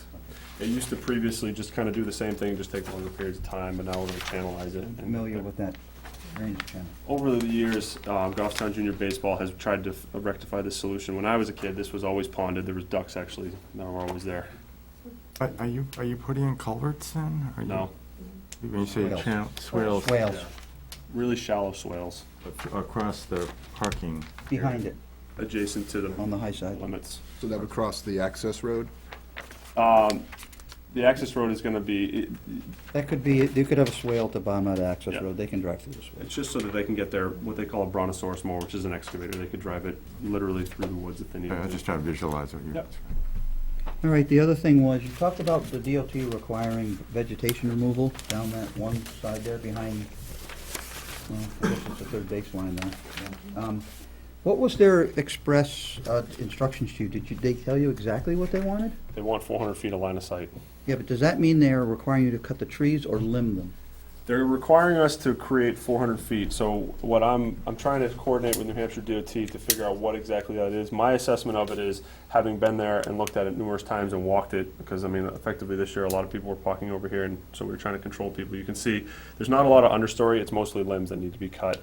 One of the concerns that came up was they potentially want us to remove the chain link fence that's there. It's a 4-foot chain link fence. We really don't want to remove the chain link fence because it provides safety. Obviously, we can look at alternatives to move it inward if we need to. we do want to try to maintain a visual buffer. A lot of these are in the right-of-way. We don't want to go cutting trees in the right-of-way if we don't have to. Well, I would hope that the DOT would not require you to cut those trees down because they do provide a tremendous amount of shade for the ball fields. And it would be a disservice to cut those trees. Well, the minute people start talking about eliminating a chain link fence for I'd rather site, I have- sort of go, okay, I'm Chain link done. fence is a lot easier to take out than. Having I looked know, at the but site it's not interfering significantly, with your the line biggest of sight. concerns are immediately adjacent to what we call our M&M field. There's a bunch of boulders that have been stacked here for safety purposes. That provides a lot of line of sight issues as it is now. There's also a clothing drop box that we can relocate and get rid of that. Planet Aid is down Yeah, there. Planet Aid's down there, so we can get that removed, and we can actually put that on a better site, maybe put it on the other side of the access road, or somewhere down in here where we have like the porta-johns and stuff like that. I think would probably be a better solution. I think I'm fairly confident that we can create a very good line of sight down this and create a better solution. With the trees staying. We would love that. Keep the trees. Yeah, we would really like it too. All Yeah. right, any other questions from board members? Eric, if you want to, Tim? One go ahead last one. before you leave, Eric. I know if you're gonna do a gravel parking lot, I know you're showing some striping on what would have been your paved parking lot. The handicap spots, at the very least, may need to be paved for your marking purposes, unless we can get away with signage only. That'd be up to the baseball to decide about that. And as far as the striping goes, you can't stripe a gravel lot, so we're gonna have to do something with you folks on how you're gonna direct your people to park in there. I have a proposed solution, if I may. Go ahead. We never intended to stripe it, and we don't want it to be a free-for-all. What we had intended to do in the center corridor and on the limits of it where there's parking is to put down some of the timbers that come off of it and put delineators up to delineate the Good. spots. Just something to let people know how to pull in. Absolutely, Yeah. because otherwise it's going to be a free-for-all, and then we'll be getting 50 cars instead of 95 in there. I agree. Jim? I have a question for, maybe, because you went through this fairly quickly. Jonathan, Megan had a number of comments, and which you reviewed, but looking at the comments relating to sheet one in particular, have those been addressed since then on her concerns about the? Well, I think that was why I was going to ask Eric to have another seat. What I'd like to do before we get into any further is to go through these comments that are in our packet, because I'm understanding that the applicant has them. So on our packet, we're on page 8. I don't know what you have. Let's, Tim. Could we get an explanation, because I'm gonna actually admit that I don't know what I'm talking about here for a minute. What is the difference between a drainage study and a drainage solution? Because I've never heard of us asking for a drainage solution before. Eric, I guess I'm gonna turn to you. Anytime you do site development, typically the state or local municipality requires that you do a drainage analysis for the pre and the Post-development. post-development. And the reason for that is because when you go out there and modify the site, you typically are adding impervious or you're modifying the curb number of the site, which means you have theoretically more runoff. Now, mind you, I say theoretically because there's a lot of drainage solutions that mitigate that theoretical increase in drainage or site runoff that may occur from the site. And your solutions are what are presented on your plan? Correct. And you're not counting your gravel parking lot as a pervious surface, are you? It's not impervious. The curb number is reduced from a pavement solution, correct. Because even a gravel parking lot is basically impervious. I disagree, but it's a fundamental argument we could have, but We it's can not. have it another time. It's, if you used, People laughed. Maybe they want to know when you're going to have it. Should we set a date and time? We're good, continue. I think the state does consider gravel parking lots as DOT impervious. does, but there will be infiltration that occurs on the site, effectively because it's flat. Yeah. It's extremely flat. So unless it's sheeting off and pouring in buckets, it's not going to sheet off. And realistically, because it's so flat in nature, you're not going to see as much runoff as you would from a paved surface. I concur. Thank you.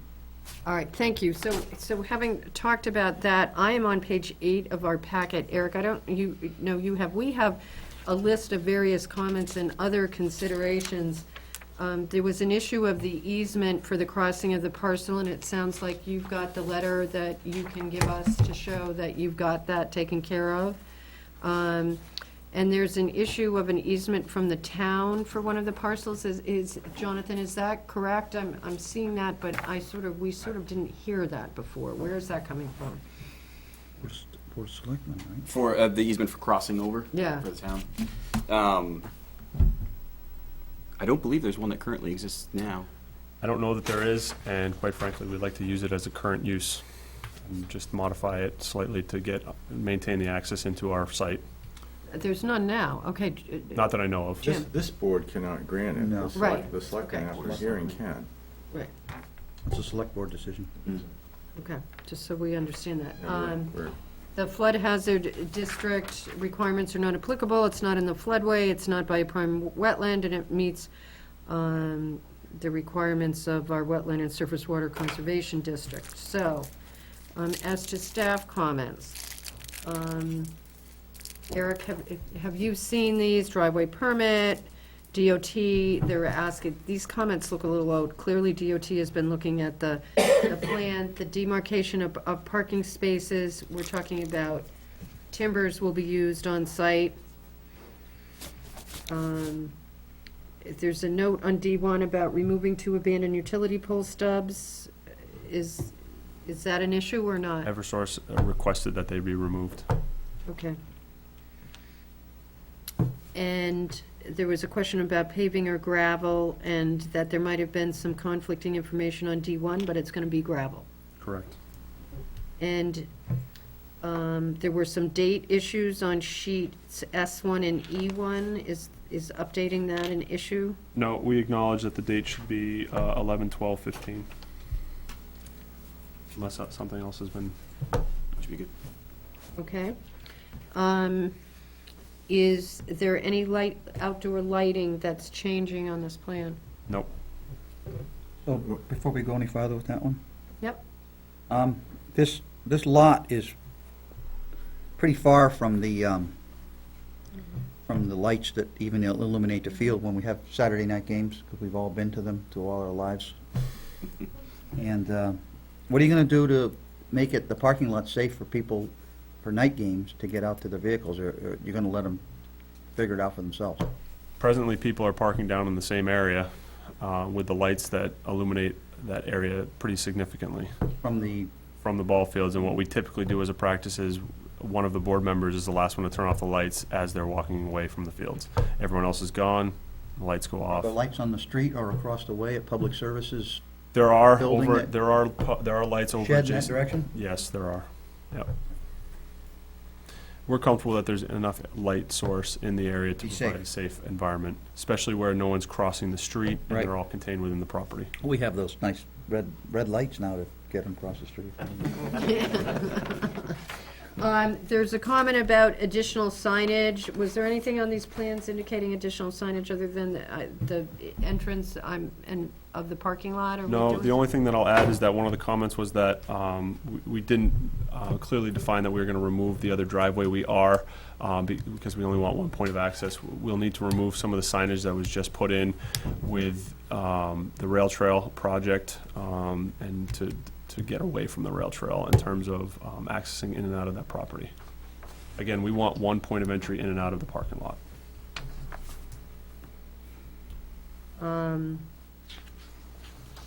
There needs to be permit review, obviously, for various departments. Some of these comments. Okay, moving on to conservation, they had no comments. DPW comments.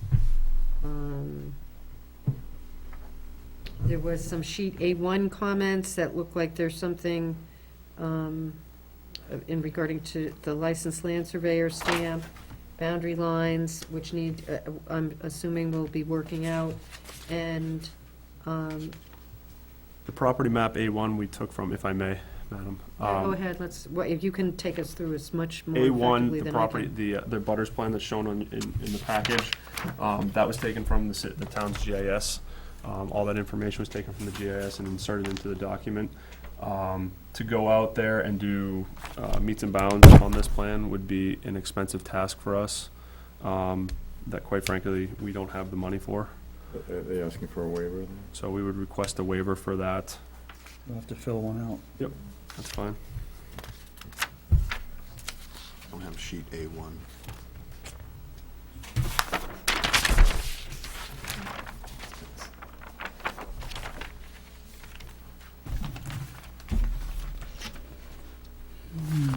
Okay, so is that it for sheet A1? We're gonna also request a waiver for the soils maps. Again, we're not doing, it. That's typically for your drainage studies, so you can figure out what the infiltration Okay. rate is of the site. Again, it's a existing gravelly area over ledge, which means you don't get a high infiltration rate anyway, so regardless of what the soils are, it's kind of impractical to do. Tim? So I guess you have to understand at this point that if you're gonna ask for more waivers, you're gonna ask for them in writing. Yep. You're probably not gonna get an approval here tonight, because waivers have to be considered and granted by the board in a public session. Correct. Okay? Unless they're conditional. Now, It's worth a try. believe me, I'm sympathetic to junior baseball. My son went down there. I'll tell you a story another time. You know, I would like to get this as close as possible for these folks, because, and I understand we need to follow our processes and just getting things done, but there are a lot of balls being juggled, and I'm very appreciative that the applicant has come back with something after coming to us earlier, addressing everything. So, and it's a little unfortunate, quite honestly, that Megan's not here tonight to sort of give us her input on this. I did not, and I apologize to the applicant, I did not know Megan wasn't going to be here tonight. understandable.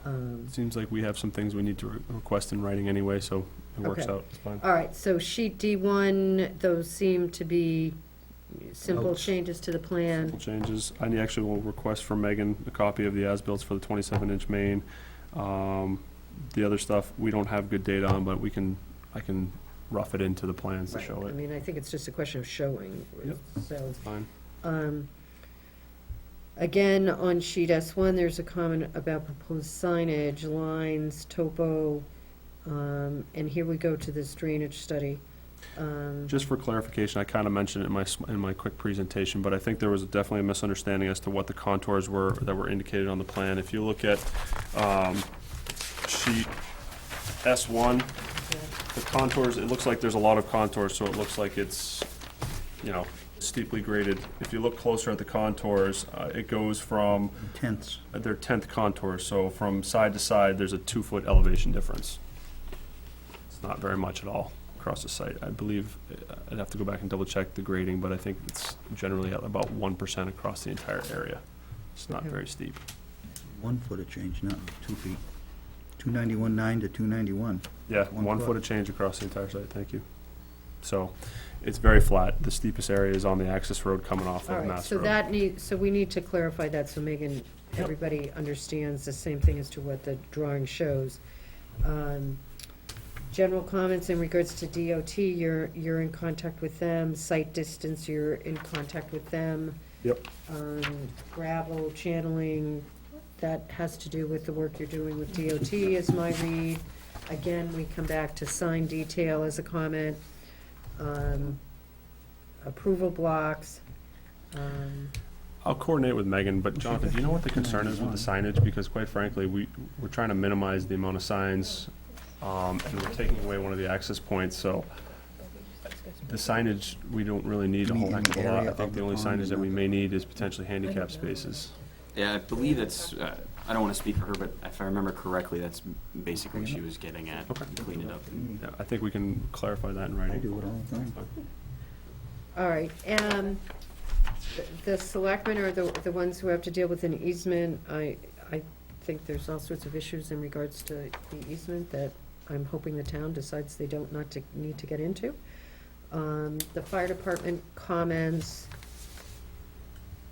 are there any issues with those? Kimberly?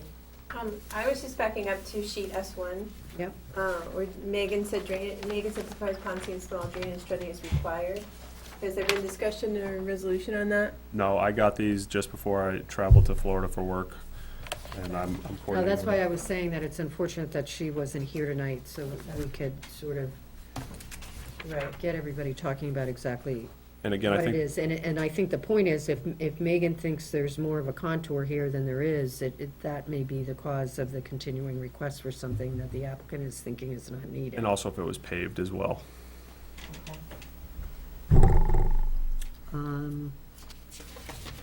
All right, so in addition to what we've sort of heard, what I've written down is that there's, the agreement with Eversource has come in, it's gonna be gravel. The parking delineation is gonna be by timbers, and you had talked about, the applicant had talked about that before. There needs to be, the removal of the entrance by the rail trail needs to be shown, and the issues with DOT regarding site need to get worked out. And there appear to be some questions about signage, because it does seem to me there would be actually less signage. And there are 2 new waiver requests that are going to be submitted in regards to those items that we talked about. Tim? So then, the applicant is gonna have to, I don't know if it's gonna be work with the Board of Selectmen or somebody on the fee waiver request. Have to come up with something for the condition precedent for the final.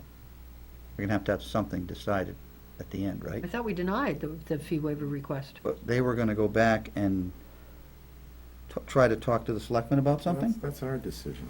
Well, that's our decision. The selectmen about the It's easement. for the easement.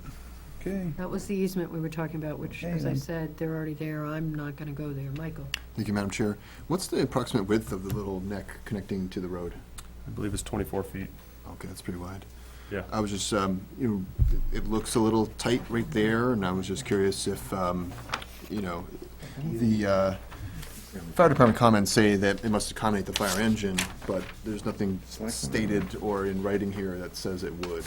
And there's like that little notch cut out, and I'm just wondering if, getting around that corner would be tough. It's designed so that any emergency utility vehicles can get in there. Because Eversource is concerned, and Eversource will review this, is they're gonna be bringing in tractor trailers with offloading equipment, and they need to be able to access as well. So if you can get, if Eversource can get in there with their equipment, the fire We truck can can do get in it, there do as well. scoop, doesn't it? I would agree with that. They wouldn't use their little, next to the rail trail, looks like that's where the access road actually No. connects to Mass Road. They actually, don't use theirs. they're gonna use that. They actually like it because they can offload and then get right into the access point that comes off the south side of the parking lot. Okay. Thank you. Okay. Any other questions for the applicant from the board, or questions in regards to the materials we've received for comments from town departments? All right, I'm seeing none. At this time, I'm going to open the public hearing on this matter. I know there are some members of the public here to comment on this application. So at this time, is there anybody here who would like to make a comment in regards to the application that we're hearing here tonight? State your, come on down. Sit up here. Come on. Jeez, don't be shy. When are you shy? And my name is Jim Hyzak. It's Hujsak. I'm the president of Goffstown Junior Baseball. So what I'm going to speak on are just some of the, not what Eric's covering or anything, so I may be saying stuff I probably don't need to say, but I want you guys to hear where we're coming from as GJB. We want to make this work as much as possible. We're not out here, everything's straightforward. If there's things we have to do, make changes, we're going to make the changes and work with you guys as wholeheartedly as we can. So we thank you for everything you're doing for us. We are under the crucialness of it getting this approved by you guys, just so we can purchase the property. I know you guys understand that, but I gotta say it. If I don't say it, I know you guys are. You're going to get asked if you said it, so say it. Yeah, so we're under the crunch to get this just as an approval, obviously conditional or whatever, but whatever you guys have to do, we would like to purchase the property and get it away from RJM, the owners of the property right now, so we can move forward with our things. We already sat through a season, as we all know. Our number one concern was safety. The parking was horrendous. We had lots of issues, kids crossing streets, parents crossing streets, grandparents. I mean, it was awful. So we need to come to a solution and a resolution as quick as possible. People did park everywhere. We did have that nice family who offered the field, which was fantastic. I thank them very much. But moving forward, what we're trying to propose is going to, I think, enhance the rail trail. It's going to add more parking for them, actually. I think the rail trail has done a tremendous job with what they've done with that little area right there. And adding that lot onto it is just gonna make it even better. So, more accessible to other people to use, and they're not gonna be limited to that lot. They're gonna have the other lot to use too, which is on the main side, I think, to move forward from there. So, I just wanna let you guys know that we're on board with doing everything that we can do to make this work. And we thank you. There's probably like 10 things back there I said that I wanted to say, but I'm up here now and I probably should have wrote notes. Oh, no, the last thing was on the fee waivers. I have to bring up nonprofit, of course. There's a lot of nonprofits around here.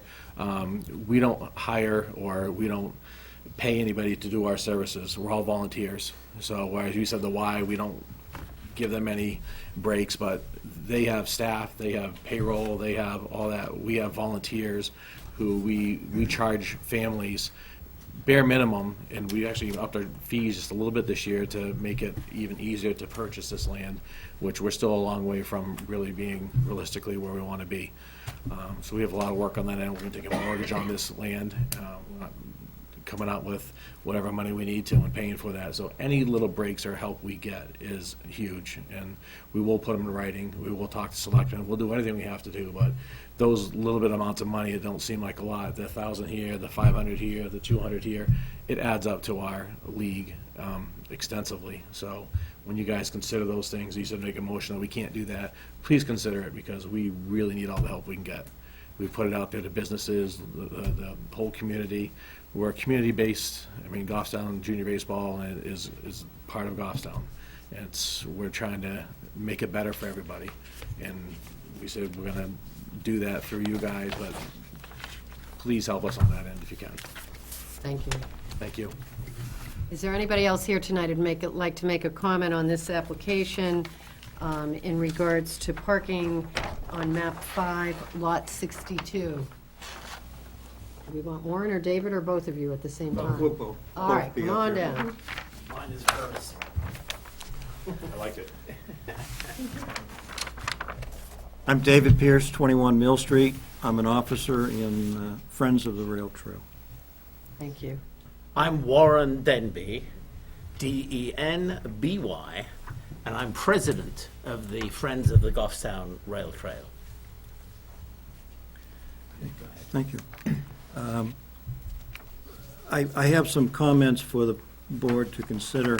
And the applicant stated that he justified 120 spaces would be sufficient for this facility. I think the board ought to acknowledge that those calculations were sufficient, and therefore the number 120 is correct. It was a unusual calculation of how those were made. But that leads into my more serious point. The existing parking space is 25. The applicant has no plan that shows where those 25 spaces are. And therefore, to verify that it was a correct debit of 120 down to 95. So the board should ask for verification of how those 25 were defined. We concur with the applicant's desire to abandon the entrance into the gravel area that's about 15 feet from the crosswalk. That is a very good recommendation, and I'm glad to hear the applicant's willing to do that. And the applicant is, the intent is to not have cars go left and right off of the driveway, either on the grass or into the parking, into the gravel area. Use the driveway only as a driveway to access the parking lot. That's where we support that.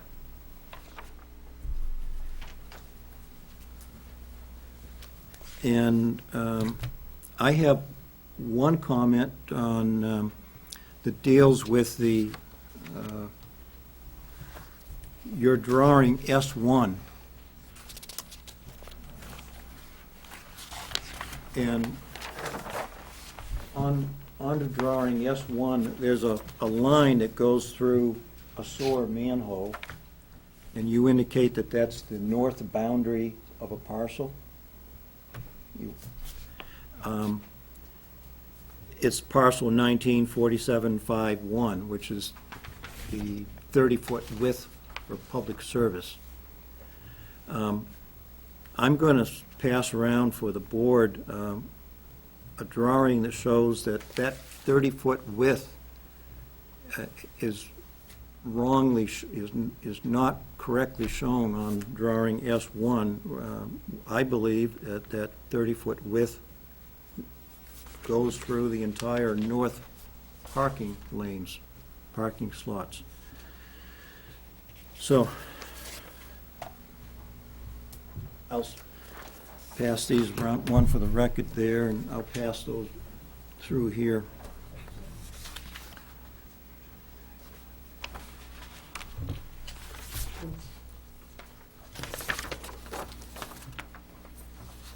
I'm very familiar with practically every monument that's been installed in 2008 when the town did a survey of the entire 5 miles of the rail trail. And on this diagram, I show 3 black dots, which are bounds put in by a surveyor hired by the town. Those bounds represent the north edge of the 30-foot width. That is the boundary between the town's rail corridor and the 30-foot width of public service land. So according to the way I present the boundaries of parcels in this area, the entire north strip of parking is in PS&H's land. So did public service know this when they granted the letter of approval? I would question that. And so if the board were to verify my observations on the boundary line, this drawing ought to be corrected to show that the 30-foot width is not where it's shown. Parcel 1947-5-1 should be moved to the south. And Are that's you a surveyor? No. Okay. It's just that All right, we've got the okay. was the point of what you just said? It's just that I know on the ground where those boundary No, markers are. I appreciate what you're talking about, the 3 black dots. I get what you've done from then. So we're taking your comment, and I think we might have heard something similar to that before. Tim, did you want to ask a question now? I wanted to ask about the public service easement, if I may. Well, That's, in regards to, Well, David is saying that the parking spots are in the public service easement. Is it the, public service owns that land. right, and then the rest of it's an easement for the rest of the parking lot? Is that what you're contending? Because the rest of the parking lot is under the right-of-way, which is more public service land, correct or incorrect? The RJM land starts at the southern edge of that 30-foot strip. Okay. The bottommost red line. The bottommost red line is the boundary between public service and RJM. David is saying as public comment that he doesn't believe the depiction of the easement on S1, or the depiction of the public service line, parcel 194751, is in the correct place. David is saying either the drawing is wrong or the easement is wrong. Okay. The parking is in the wrong place, or the easement. One of the two, David is saying, needs to be moved. Okay, I understand that now. Oh, okay. Take it back. Take it, no, yeah, you need it. Okay. Thank you. That was David's point. Wanted to make sure I understood about the All right. rail Yeah. public service easement. And what draw my attention to that is the location of the sewer manhole that's on the drawing. That sewer manhole clearly is within the 99-foot wide town corridor. And the boundary markers between the town and public services are clearly 30 to 35 feet south of that sewer manhole. Okay. The boundary line needs to be correctly, I believe, correctly shown on the drawing. Thank you. Okay. And if that affects what the easement conditions are from public service, then that's up to be resolved. That's not, If it's an issue. if it's an issue. Okay.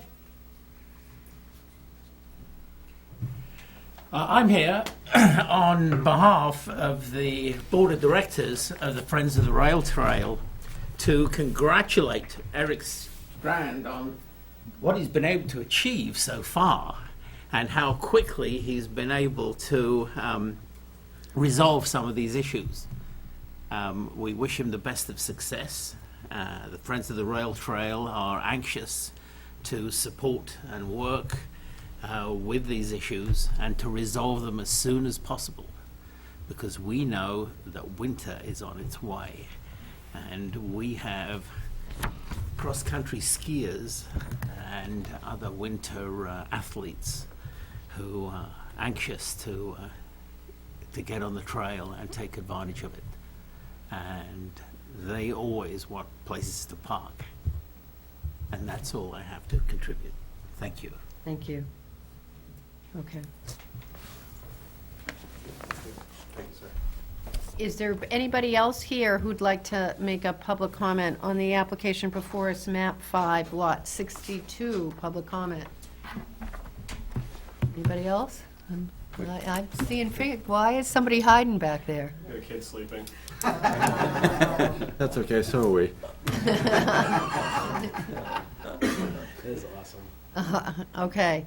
I'm going to suspend the public hearing at this point. Jim? I just want to go through it. It looks like there's some waiver requests that need to be submitted. There's questions between Megan's comments and Smith's comments just to resolve. And then to the extent it's applicable, the boundary dispute, although typically we don't resolve boundary issues. That's the applicant's risk in a sense, that its property rights aren't what it thinks. But I think it's more the waivers in Megan's, isn't it? Which is something that could be dealt with at the next meeting. I'm going to give the applicant an opportunity to speak one more time before we address these issues, if they want to address any public comment or sort of what we've just heard from Jim, sort of summarizing where we think we're at for issues, because I think the sort of conditions that we had and most of the comments we had are corrections that you're going to be able to make, with the exception of what Jim just referred to. Thank you, Madam Chair. Yeah, for clarification, the property boundary map that we provided to you came off the town's GIS database, which shows the property locations. If that's incorrect, you guys sorely mispaid CDM Smith for the work, and I apologize for that. But in all honesty, we believe it to be correct. You know, there's a comment about the sewer manhole. There's no guarantees that that's actually shown accurately on the plan, or that it's field located accurately in accordance with the property boundaries. So, quite frankly, you know, we're confident that it's in the right location. We've presented the plan to PSNH, now Eversource. They're comfortable with what the location and are willing to move forward with allowing us to do it as presented. We also agree that we need to submit the 2 waiver requests and further coordinate with the Board of Selectmen on an easement through for the right of way to be able to build ours. We would like to request that it be continued at this time until the next meeting, which I believe is 2 weeks. Right, Jim, did you want to say something? I think the easement with the town can be a condition subsequent. We don't need to have that. Right, we're sort of Because you have getting to- out of the easement approval business. Yeah, they'll have to schedule it. They have to have a public hearing on that time anyway. I can speak with Sue about that as well.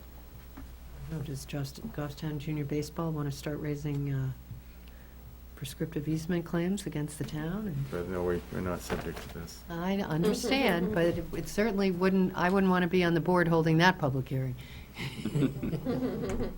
Agreed. All right, Jonathan, when is our next meeting? 11th of August. Okay. August 11th? Motion to continue to August 11th. Second. Been moved and seconded. Any further discussion? All those in favor say aye. Aye. Opposed, abstaining, it carries. So we'll be looking to see this application back here on August 11th. I hope I didn't give October anybody. would be good. No, Anybody we'd in like app- to be building by that time, thank The you. public hearing is continued until that point in time. Some of the issues were clearly plan issues. There'll be a meeting with Megan to address the drainage issues, so we know exactly what we're gonna be getting for waivers. And we will go from there and move towards sort of resolving this parking issue that I think everybody wants to have happen. So thank you very much for the application tonight. In closing, thank you very much for the consideration. We'll be back before you in 2 weeks, so we can hopefully wrap this up and get an approval and move forward with this. Okay. Thank you very much. Just don't think of any new waivers at the table. I can answer that You question. shot yourself in the foot. I don't want your answer. I can answer the question, but yeah, I think inherently, if you ask for a drainage waiver for the drainage study, it kind of implies that the soil one is also inferred, so quite frankly, I don't think it's necessary, but that's probably what my For your basis. justification will say. Okay, So, thank you. thank you very much. David, come on back. Great job, Eric. Boy. I knew we'd want you on the board. All right. Jim sorely undersold this. I am an engineer for hire, and I don't get paid for this. All I know is that every time people bring their children to these meetings, we create another soul who wants nothing to do with public government. Well, this guy, he's so Hey, Eric, Jim, I got Eric? your drink, don't worry about it. There you go. do us a favor and have a meeting outside, not in the hallway, because we can hear everything you say. when We'll we're trying we'll to- go outside. Thank you. All right. Thank you. So this was continued to August 11th. I see we have a few other things on the agenda for August 11th. Jonathan? Yes. The Miller's Landing condo site plan is coming back. Chief O'Brien wants to do the fire station. There's a time extension request for Woodland Village.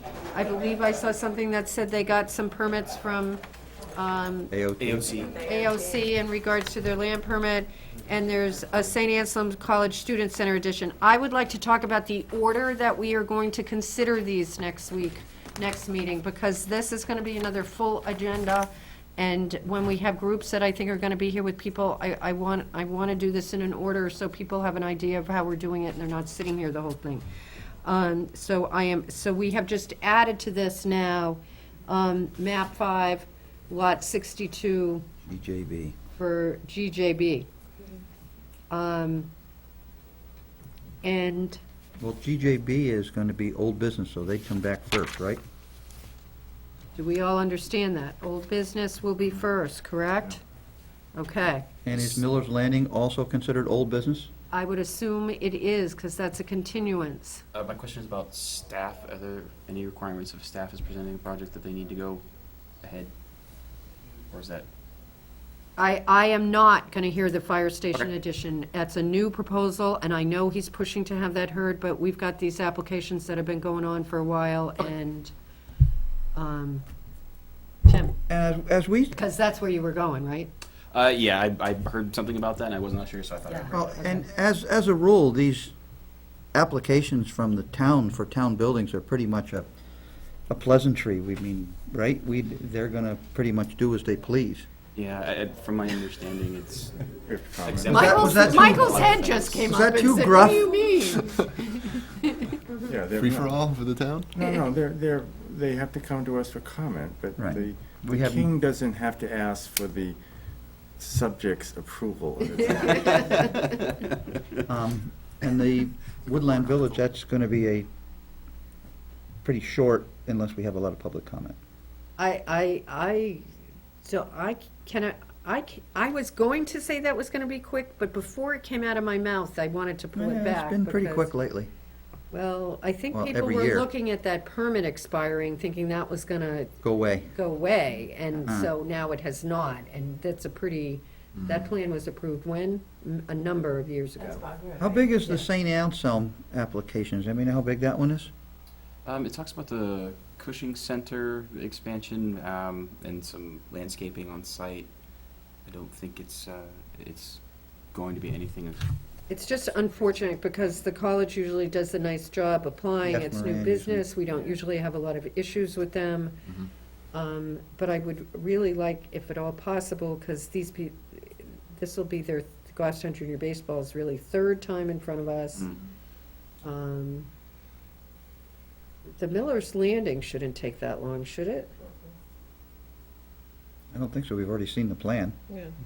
Right? I That's the think one that- off Elm, right? They were coming back with some Minor changes. minor changes, as I remember. Yeah, a lot of it was just corrections to the plan, typos, things of that nature as well. So. And then the Screening from the river, I think. and the maybe. permission also. There was a few permits they needed to talk to DES about, which I believe from our communication with them they have received. That's why they wanted to delay it until 11th. Okay. Should fall back to our old plan, accept it and continue it. All right, so right now I've got Goffstown Junior Baseball first on the list. Miller's Landing as another old business. Fire station would be new business. The center is new business. And the time extension request, do we want to take that out of order and deal with? That's old business, isn't it? I don't know, every time it comes in, it's a new request. Is it old business or new business? Do Well, we? It's really, it's a noticed hearing to modify a Right. previously approved Jim is very plan. patient. He'll just sit there until it's time for him. He'll be good.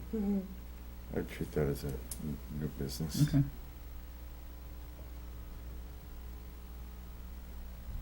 So, I really hate making. And we're gonna stuff stick go to our last. no meeting on the 25th. That's kind of an annual tradition, right? Well, we'll see what happens on the 11th, but I think that's what Eh. we're shooting for.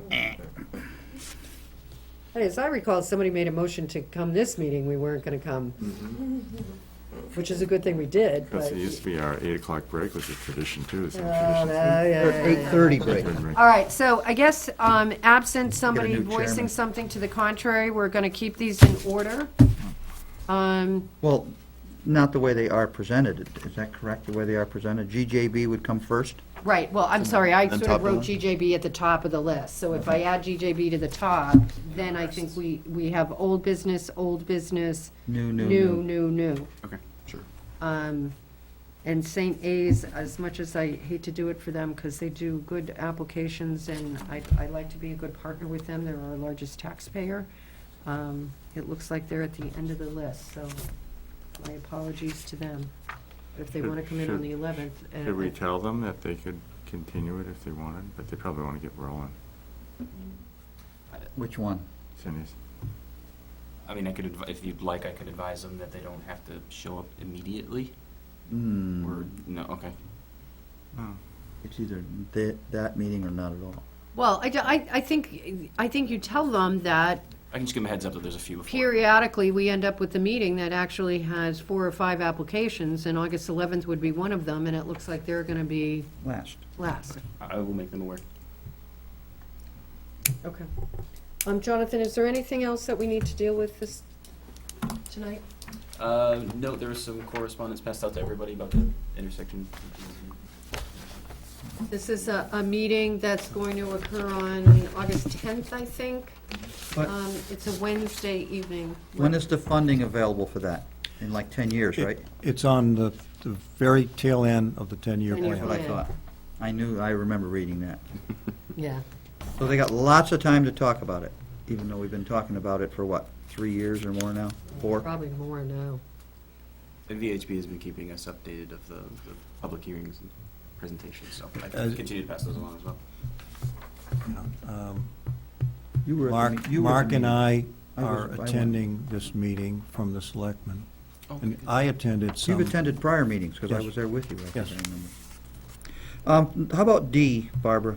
NHDES letter from Blackbriar Woods, that goes to Megan to handle that request from DES? Or does it go directly to the landowner? We were actually talking about that earlier, Patty and myself were looking to figure out exactly where to go with that, whether it was the landowner or. Well, it was a condition of approval Right. that they had to meet whatever DES requirements are. Hmm. Of course, it's all built and people all live in there, you can't throw them all out of the subdivision. You have any opinion, Jim? Well, is this, they haven't been keeping them? Well, or they haven't submitted them, we don't know. This letter from